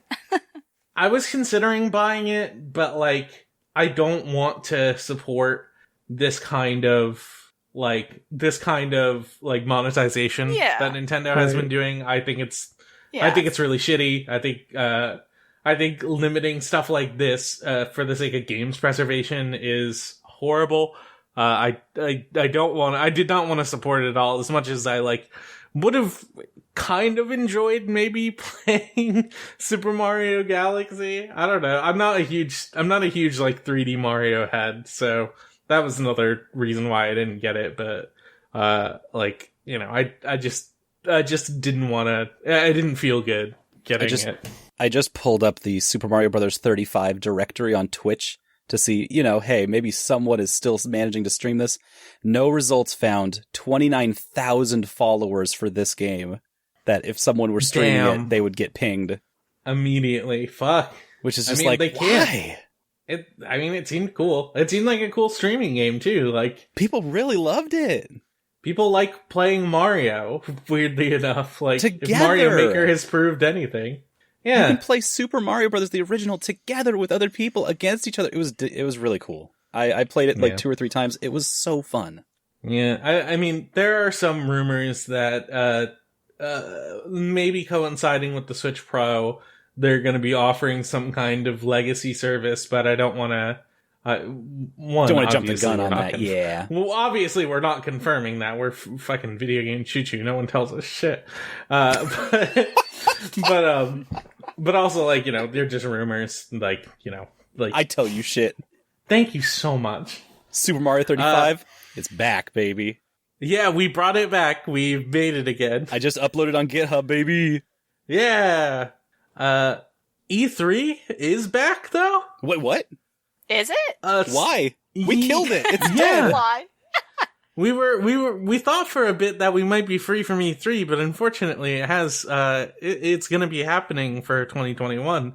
Let me tell you, as someone who has been covering games and E3 for the last few years, having an E3 in 2020 that was like way less decentralized, or was way more decentralized and like, just more spread out was so nice to cover. And knowing that it's going to be back in, it's not a public event. It is a entirely digital event. Is like still just a little heartbreaking, knowing that work is going to be coming and it's going to be coming soon. But it's fine. We handle E3. We have a good time. There was a moment at the beginning of all of this when the last E3 got canceled. I was at PAX East. And you could watch all of the people like look down at their phones and realize the news hits them first. E3 is canceled, and there was this extremely predictable feedback where you would see like all the blood drain from them, like, oh my god, E3's canceled. I don't, what do I do? And then you see their soul return to their body because they realize, oh, E3 is canceled. I'm free. We're all free. Oh my god, we can go home after this. Because they were going to go back to back from PAX East to E3. Oh, no. And they had to cancel a couple flights and change some hotel plans. But then after that, they were free. It was awesome. We partied very hard that night, knowing it was our last. But yeah, so this new E3 digital event is... looking into some of the details of it, it is, so it's going to be, obviously there's not going to be a live room or a live event, but they are going to have like a stage that their presenters are going to be presenting on the same way they have presented in the past. Whether or not it's going to be a crowd or anything, probably not. God, I hope not. But it's entirely going to be a digital show. There are supposed to be demos that people are going to be able to just download and play, which would just be like the equivalent of like a showroom demo, which is interesting. There were originally plans that it was that like they were going to have some kind of like purchasable element to it, where like just like hypothetically, like you would pay for a ticket and then like this ticket would allow you to like view some extra things or play some demos, or like something about it would be paywalled. But it seems like they got feedback from that pretty quickly that was like, hey, this would suck, don't do this, people are not going to buy this. And they completely dropped a paid element to it. Which is nice. Why would you want to get outdone by like indie game conventions that have been happening? Like exactly. Indie World Order happened this weekend, which was dope. And they had like an entire Steam game that was their presentation stage. Oh, that's sick. It was very cool with like secrets and stuff that brought you to secret demos and stuff all over the like game world. It was really neat. That's awesome. Don't get outdone by that. You're E3. Yeah, and tons of all the other like independent like and shows repping smaller titles and whatnot. Right. Yep. They've been all free or like donation based at least. So and nothing was locked out, and a lot of them too preserve the content they've streamed or the panels like right after, like as soon as possible, and made them accessible after, even if you missed everything. Mm-hmm. But even stuff like PAX, like like their online show, like these bigger shows, they don't do that. For PAX, like I was like, oh, there are a lot of panels here, but I'm too busy to watch this. And then a lot of them I had to just seek out, like posted by the panelists themselves on their own channels or platforms, like on PAX's official channels. It's only a few things they say, but otherwise they didn't do it for everything. That usually comes from the panelists also having to like hunt down people, be like, please give it to me. Right, like looking up the specific title on Twitter or something, like maybe they posted, I don't know, and like it's difficult to search on Twitch, for instance, so it's like, oh, maybe it's on you, I don't know, it's a little absurd. Like a lot of these smaller shows are just stepping up way harder than some of these bigger shows. Here's my thought. E3, you should go into the Thunderdome. Oh yeah, get it in there, and you can get everyone's nice faces while they give thumbs up or thumbs down to show their approval. It should, but instead of like thumbs up and thumbs down, they should just be. You should get approval by them like looking down and typing rapidly on their keyboards. It'll be just like E3. Yeah, it'll be interesting to see how this shapes up. It's especially weird considering pretty much all of the major publishers have already pulled out of E3. Like I believe they're still partnered with Nintendo, but like Sony left.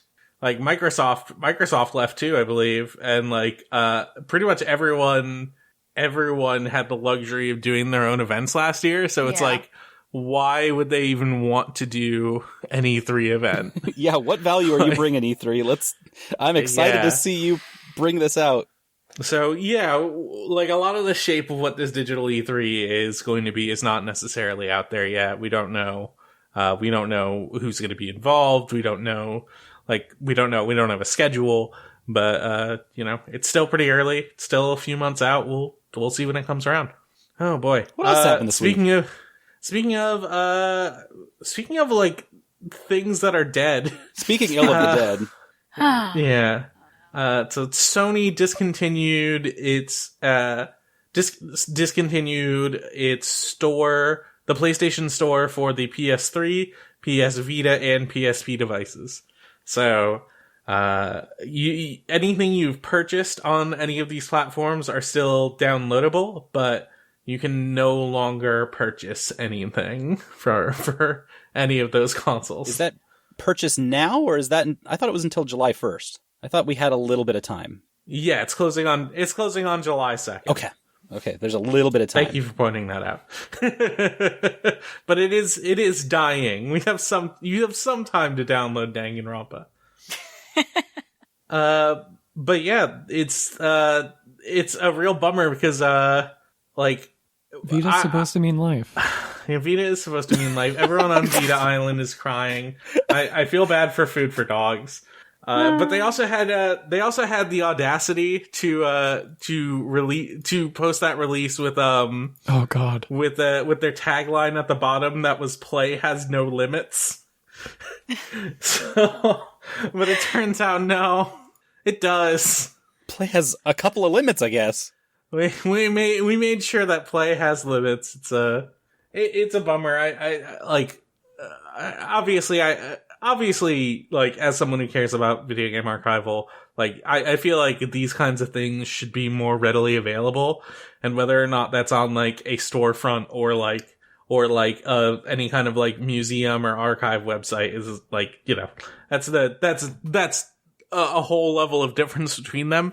But the fact that so much stuff, especially from the PS3 and PS Vita era, which was like a completely exclusive, it's just going to be completely inaccessible, is a huge bummer to me. Right, it's like really the timing. Like, I kind of get why they would do something like that eventually, but the fact that, right, there's still so many titles of in those libraries that never had a port or never. There is no way to access those in any capacity right now in a new form. Mm-hmm. So there's kind of no justifiable reason to do this now, at least. Again, I understand why they might eventually do it, essentially, but a lot, like Azure said, like a lot of that stuff is not accessible right now than otherwise. Yeah. It's just always weird to see someone delist their store. It's like, oh, you don't want us to give you money now. That's fine. Right, it's a little... But it is also, not too like, much it is not too much of a data sink to have a small scale like store put together for, old libraries of games. And it's not too much data to host all of those games. And I know because where else I could find that entire list of PlayStation 3 games? Somewhere online.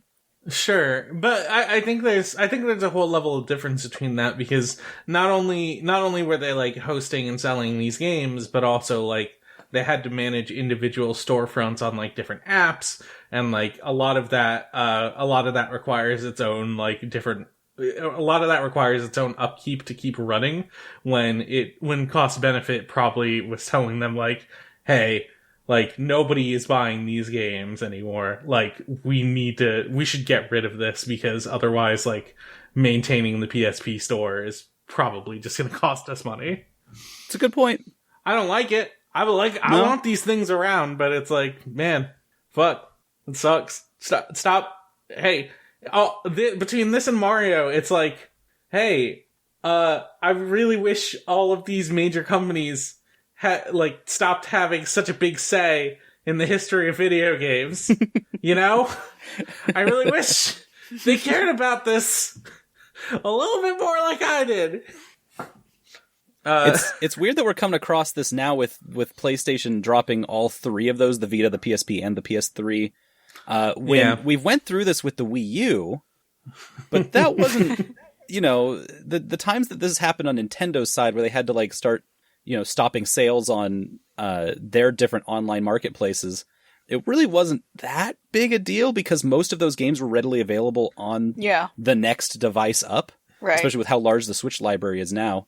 And then the same with the Xbox. Xbox 360 and the Xbox One have had very similar, like, they're moving all their stuff onto the new consoles and into the Game Pass and stuff to really keep access to those things in ways where this kind of problem doesn't happen.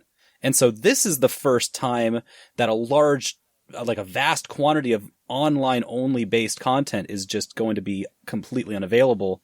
I'm just surprised it hasn't happened yet until just now. These are consoles that are long gone. Yeah, I think the reason was largely because I think Nintendo, for better or worse, is a lot more cognizant of its legacy and like how it wants to preserve it, while you get this idea that Sony couldn't care less.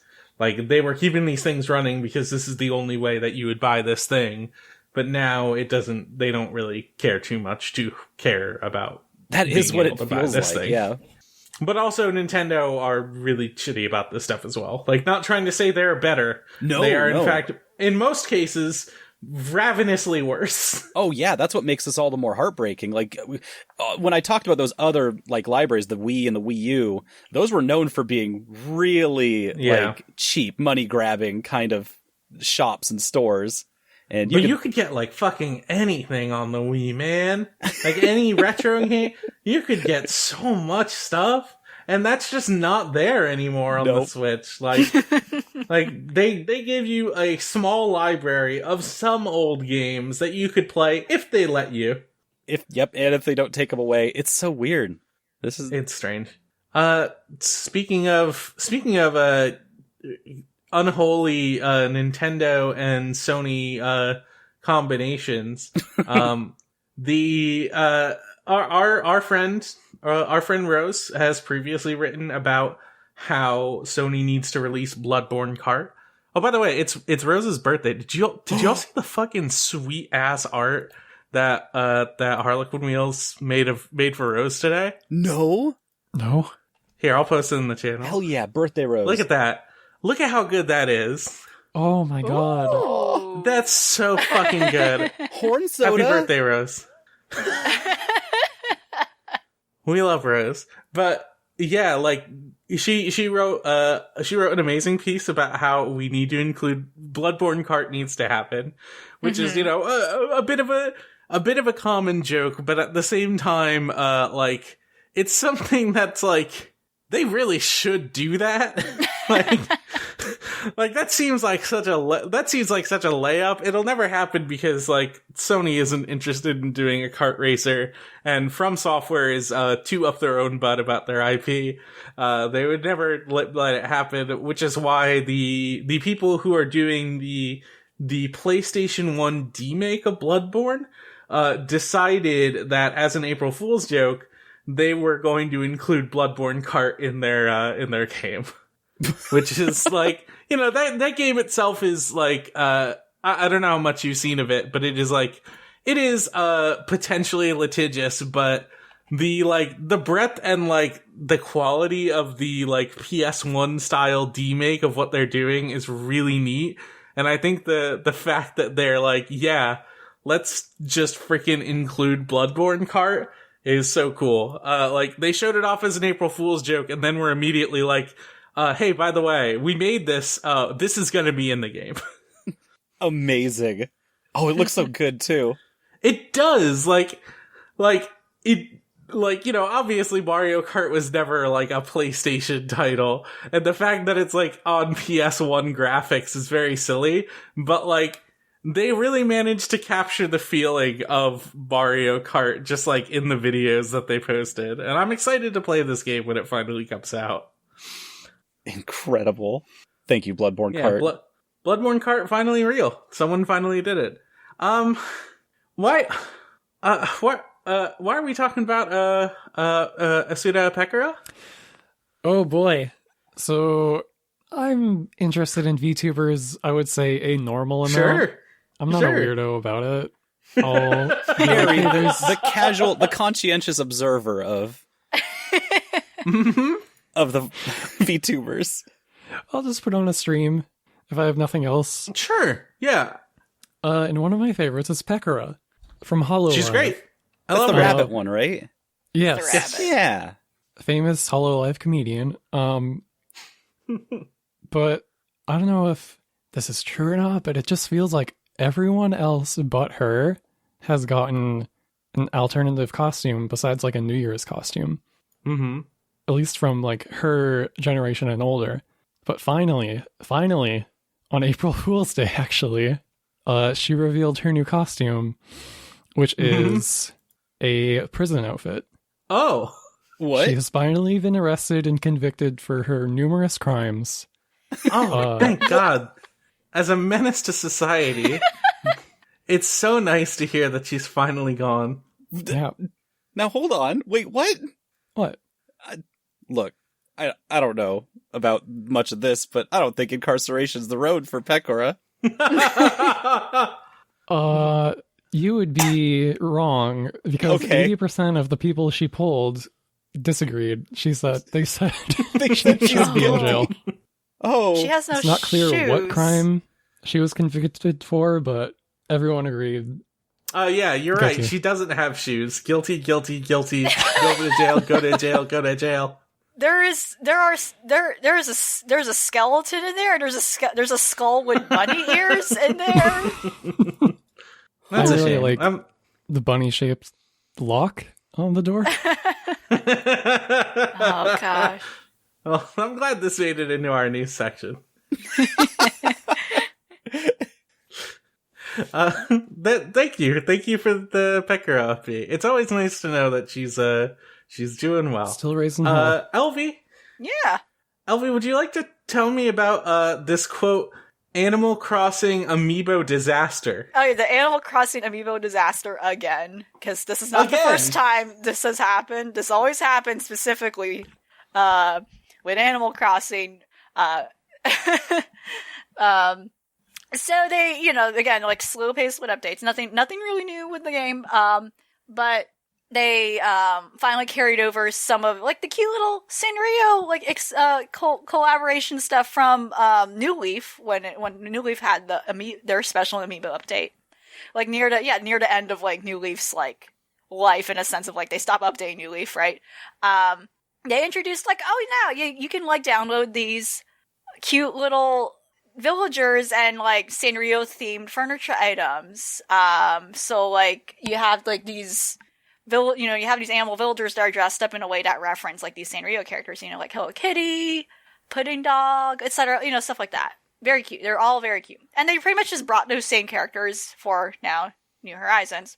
But it works in a similar way where you have to get like amiibo cards. And unsurprisingly, the amiibo cards ran out too quickly. Like this always happens. This is not the first time this has happened. This has happened with, I'm sure, this was an issue, a bit too with like Smash, with people just buying up the amiibo figures and whatnot. And this is not the first time this has happened with the amiibo situation with Animal Crossing, and when people were still super horny for Raymond, maybe still are. And just buy, potential scalpers buying up stuff. And yeah, it was like a whole thing too where you can only get it at Target, I think, only from Target's website or the stores. And yeah, people are upset. People are upset they can't have these cute villagers because they just ran out of inventory very quickly on these cards. And again, it like goes back to the issue and theory of like, is there an intentional shortage when they produce these things for the inventory? I don't know. Most likely. Yeah. Who knows? Nintendo themselves is like buying the cards and just scalping them. They know people like will be thirsty for this stuff. Like it's a little weird. And again, always the issue of scalping. Like I don't know how to like combat that at all. But already, I was just looking online, and of course, people already have made things like a response is like making all their own amiibo coins or their own, just to try to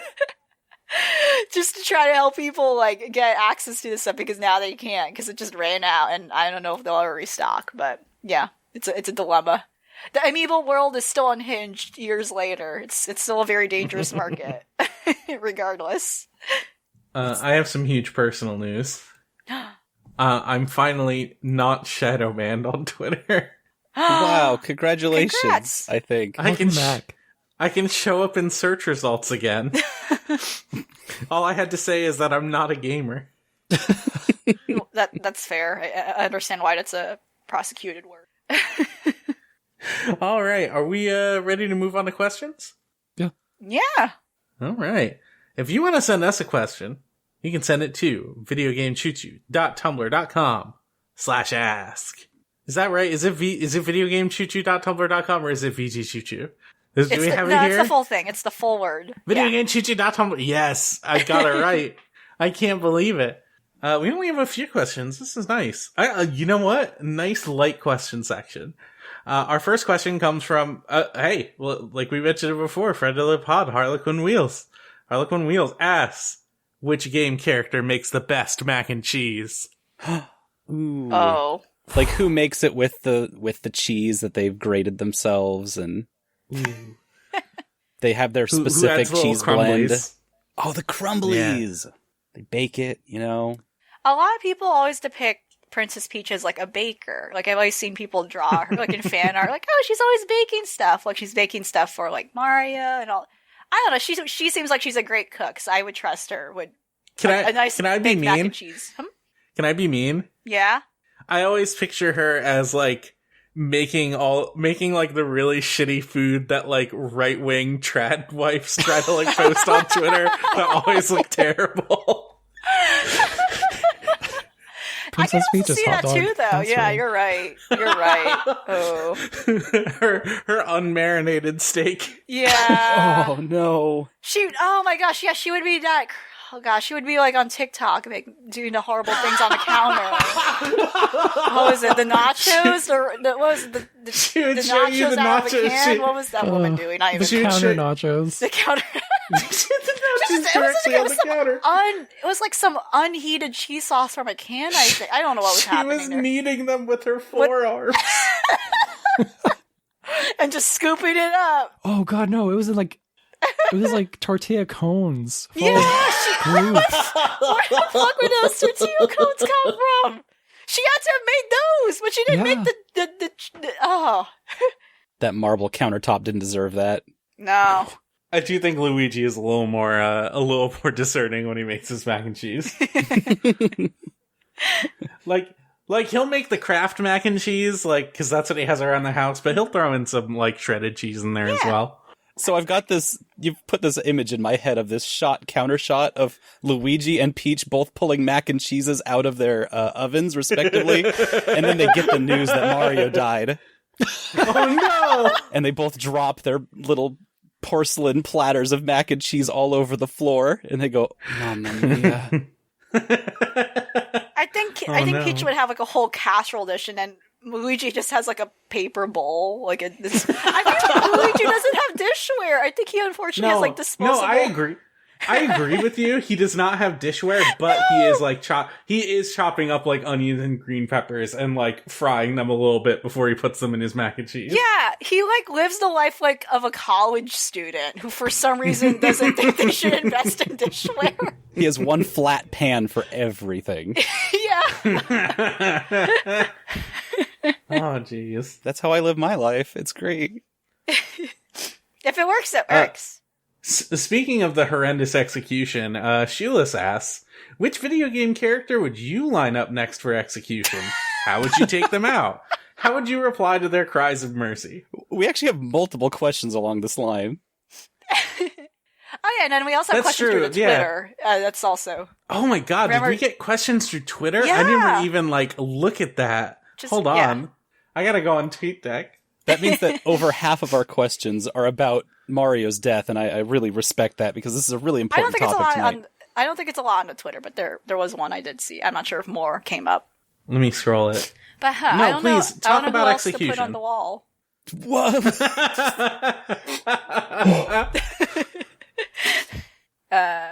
See, the thing is that I could put up, like, Monokuma could go, be next, but, like, that's a bad guy character. That's fair. Yeah. Like, it's just I feel like it has to be, like, who's the next, like, star video game character that, like, is up for execution that doesn't necessarily, like, isn't a bad guy in their games, in their representations. Bubsy. Yeah, he's up. That's fair. We gotta stop him before he gets any chance at all. Should have been stopped years and years ago. I mean, I'm glad we had him visiting. What's that game called? It's ruining my joke. Oh yeah, I'm glad we had him visiting the James Turrell retrospective, but otherwise, like, we don't necessarily need more Bubsy in our lives. Yeah, right. Thank you so much for waiting for me to get my joke out. I respect that so deeply, and that's gonna go so clean in the edit. Perfect. I'm killing Leisure Suit Larry. He's dead. Did you know that he's a German icon? What? I mean, his games are extraordinarily popular in Germany. Of course they are. Oh, okay. So much so that the most recent trailer was in German first before it was translated to English. I just want to say real quick, I do not see any questions on the Twitter except for one from Real Delgo that asks, when do I get to join? Sorry, from Real Delgo? Yeah, it's really him. What was the question? Well, Scott, answer the question. When does Delgo get to join? Yeah. He's up next on the firing squad, unfortunately. Oh, how the tables have turned. Oh boy, yeah. Unfortunately, Delgo's dead. Well, we'll find out soon the fate of Delgo. Well, actually, by the time this podcast goes up, we'll have known the fate of Delgo. Oh, wait, no, I do see one question on the. Where? Maybe because I viewed it and then it did. Let me check. I'm looking like straight up mentions video game Choo Choo. I don't know. I'm looking in the inbox. Oh, inbox. Shit, that's so smart. Christine, I'm so sorry for all of this. Well, I'll read it. Unless we have any more candidates for execution that come to mind. I think we've killed as many as we want to kill. We're a peaceful podcast. We're not trying to obliterate Mario into a billion different pieces. It's just, that's just what happened. I'm trying to balkanize video games. All right, so from Cello Buster, my family's Easter tradition. That's right, it's Easter weekend, and Passover will culminate as well. My family's Easter tradition growing up, along with hiding eggs in baskets and the like, was to spend a day watching zombie movies. Did you go through a phase where you were younger when you were extremely into zombie media? And if so, do you still find zombies compelling today, or do you think it's been overplayed? Very interesting question.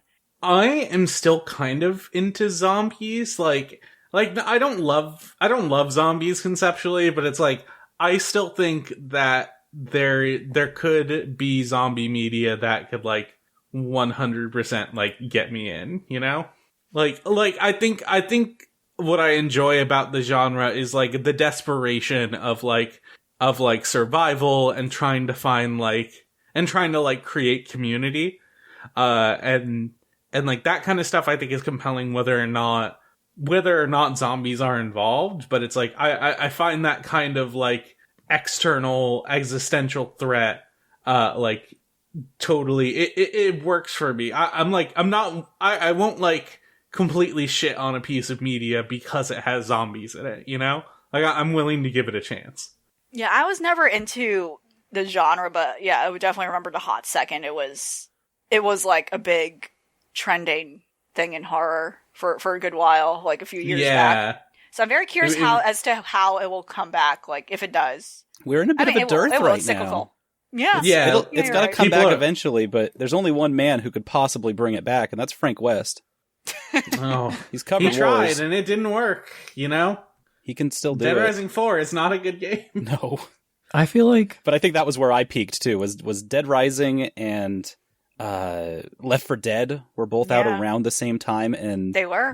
Those were incredible. And I ended up getting that book that was like How to Survive a Zombie Apocalypse when I was like a senior in high school or a junior in high school, and I started getting really into this. I have crossbows.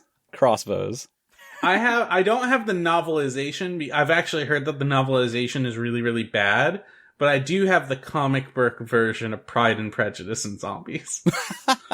Yes. Which yes. I remember reading it and was like, this isn't that bad. I kind of like this. But like, I've heard the book, like the actual novelization fucking sucks.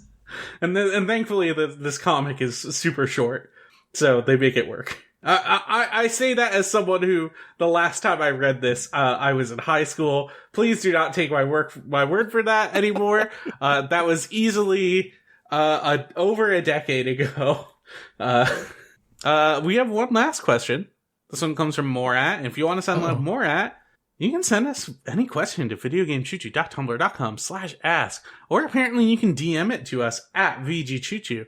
And Morat asks, now that Grand Theft Auto has finally been patched after 8 years so the load times aren't astronomical, it's got me thinking, what's an older game with long-standing issues you never thought would be patched that you'd like to see fixed? Like, what's a patch with a 5-plus-year-old game that could get you to actually reinstall and play it again? Oh, have you heard about this? So Grand Theft Auto Online was really well known for taking like 4.5 minutes just to load the map. Oh, jeez. And then after that, the game runs totally fine for the rest of the game. And this was just kind of the way it was. And that was a lot of the reason I stopped playing it with friends, was just because I didn't want to like load the whole game up and take forever doing that. And it was 4.5 minutes or so, maybe 5 for some slower computers. And like about 2-3 weeks ago, someone was just like, hey, this is why this happens. You're calling a loop a couple times that you don't need to. And Rockstar got the info. It was like, oh, thanks. And they actually paid him. They paid him a sum of money for finding this and fixed it. It now loads in a minute. It was a huge, substantial like fix to this like problem that everyone just kind of had to live with for a long time, amongst the other, Grand Theft Auto isms that you just kind of live with when you play that game. And this is like, that's a huge game changer. A lot of people actually reinstalled because they're like, oh, I can just, turn it on and play it now instead of having to wait forever. It was cool. That's just pretty neat. That might actually like encourage me to try and maybe play Grand Theft Auto Online. I have one friend who does like Grand Theft Auto RPing, and like when he explains it to me, it actually sounds pretty fun. They are pretty fun when you do them with friends, yeah. Yeah, because he's just like going into this world where people are shooting each other with rocket launchers, and he's trying to be like an Uber driver. Yeah, you can. There's so much space to disrupt that like whole scene with some casual role playing. It's very fun. Yeah.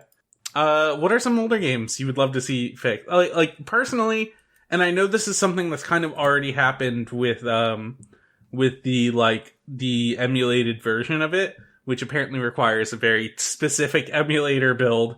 But I would love to see MGS4 like up-resed and like with a consistent frame rate, because boy, that game did not have that. Oh yeah, it's funny you say that, because I was going to say I would love to play some like Metal Gear Solid 3 online or the PSP games online. Oh my god.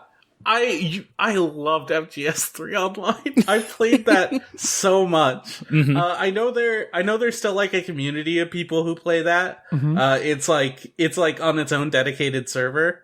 But it's like you either need to have a certain build of an emulated version, or you can still run it on your actual PS2. Yeah. It just needs to be routed to a certain like server. It's really weird.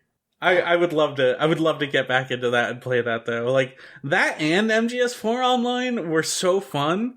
Like, because like MGS3 had like a couple small hero characters. It had like Snake and Ocelot and someone else, but also for some reason you could play as the characters from Rumble Roses, I think it was. Yeah, that's right. Whoa. And like for some reason their CQC moves are like just suplexes, and it's like, yeah, this kicks ass. but like they took that idea and they just fucking went nuts with it in MGS4, and they just added like every single character that was in MGS4 as like a playable hero character that you might randomly get. Like, you could maybe randomly play as Raiden during a round, and he just had like a wicked-ass sword that could block bullets from every direction, and you could just fucking slice up everyone. It was sick as hell. I thought you meant like you'd play as a Raiden outfit. No, you mean literally you'd play as Raiden? You're playing as Raiden. Like, it's kind of like, you know how that Star Wars Battlefront game has like hero characters like that? It was basically the same thing as that. That rules. It whipped. Oh, I love those games. Yeah, I have no idea how they would hold up today, but some of those game I would still modes, yeah, have fun. I would still like go nuts. So fun. Yeah, they took a lot of them and made them really good. Like the capture the flag mode just being like a rubber duck that hovers above your head. Yeah. That's like constantly quacking while you're holding it. So, like, you're trying to sneak around, people can hear you quacking, and they're like, fuck, we gotta get that guy. It's real good. LV, can you fix a video game for me? You got any thoughts on a patchable game? I don't know. I feel like if a game is broken, I just don't touch it. Or try not to. But I wouldn't know. I don't know. That's fair. If I were to patch any game... Like if I go far into it enough and I'm like, this is bad, I just don't think about it being fixable, you know? Yeah, that's pretty much it. It's like, if this is bad, I'm like, gosh, this is a lost cause, then, is it? And so, I don't know, and sometimes, I'm sure maybe there were moments where I was surprised, but I don't know. There's something I can't think of right now. If I were to patch any game, that's fair. It would definitely be, I talked about this earlier, but Final Fantasy 12. The Zodiac Age remake ends up making the game look real ugly. Oh, wow. It's an ugly game in the remake. The HDified versions, they just stretch out and scale up the textures in a way that's very unpleasing. I did hear about that, yeah. The text font is like super tiny and not the pretty font that they have in the PS2 version. Oh, that's wild. Also, the game is easy.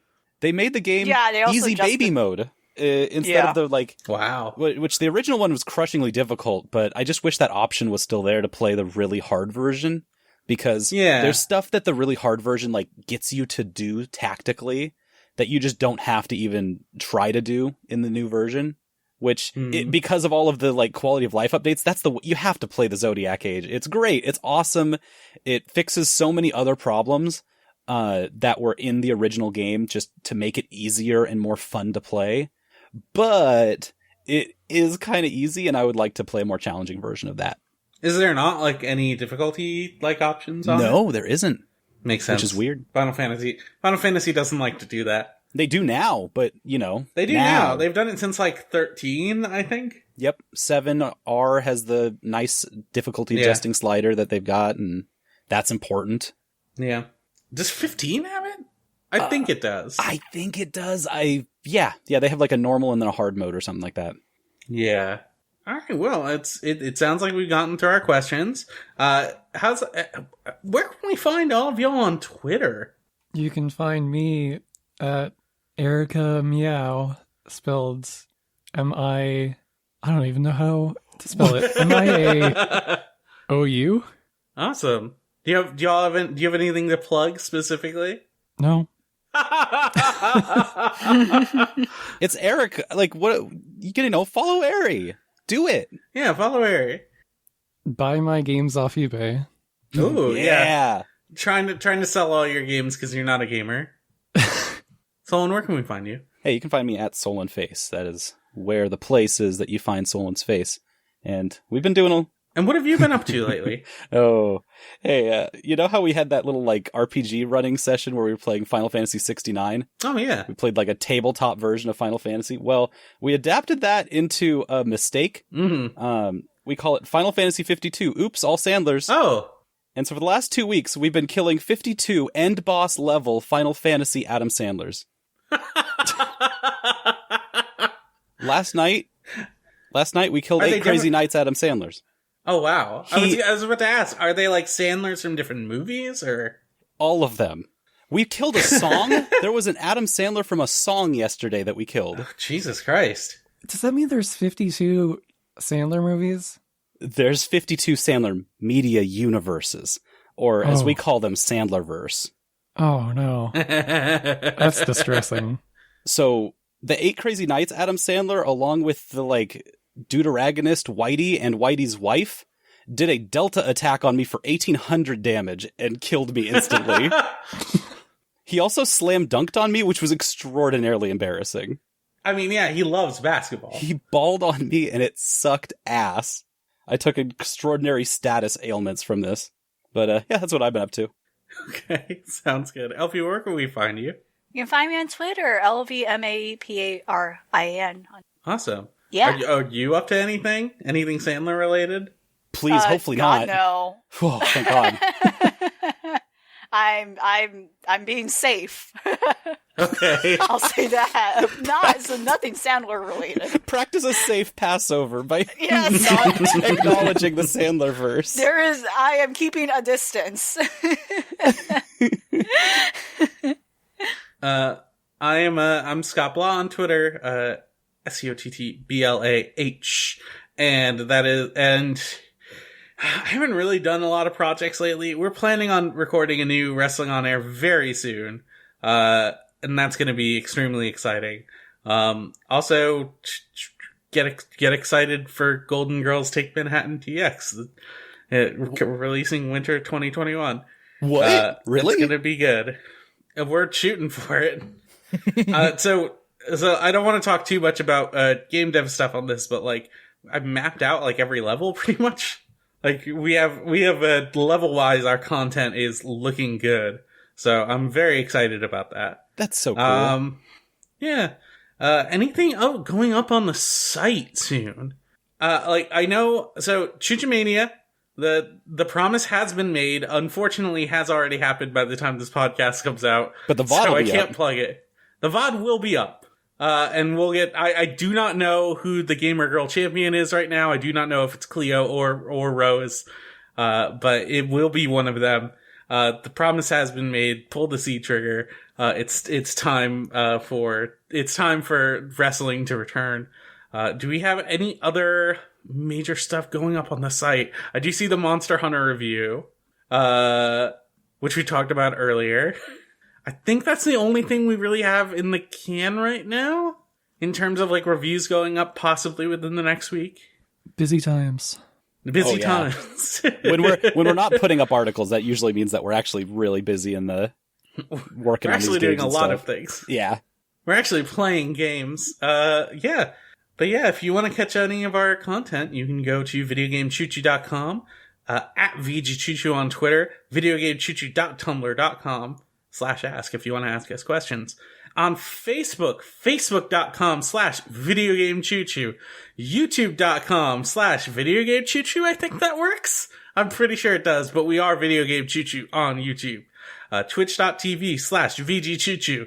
And if you want to get any of our special premium content like Choo Choo Katari 1 week early, you can sign up for our Express Pass on patreon.com/VGCC. And you can visit our Discord, thegamezone.zone. Our theme song is performed by Melt Channel /Magic Circuit, and it is called Crush, and it is off the album Magic is Real. You can check out all their music, meltchannel.bandcamp.com or magic-circuit.bandcamp.com. Thank you so much for listening to the VideoGameChooChoo.com podcast. Chugga chugga. Good night.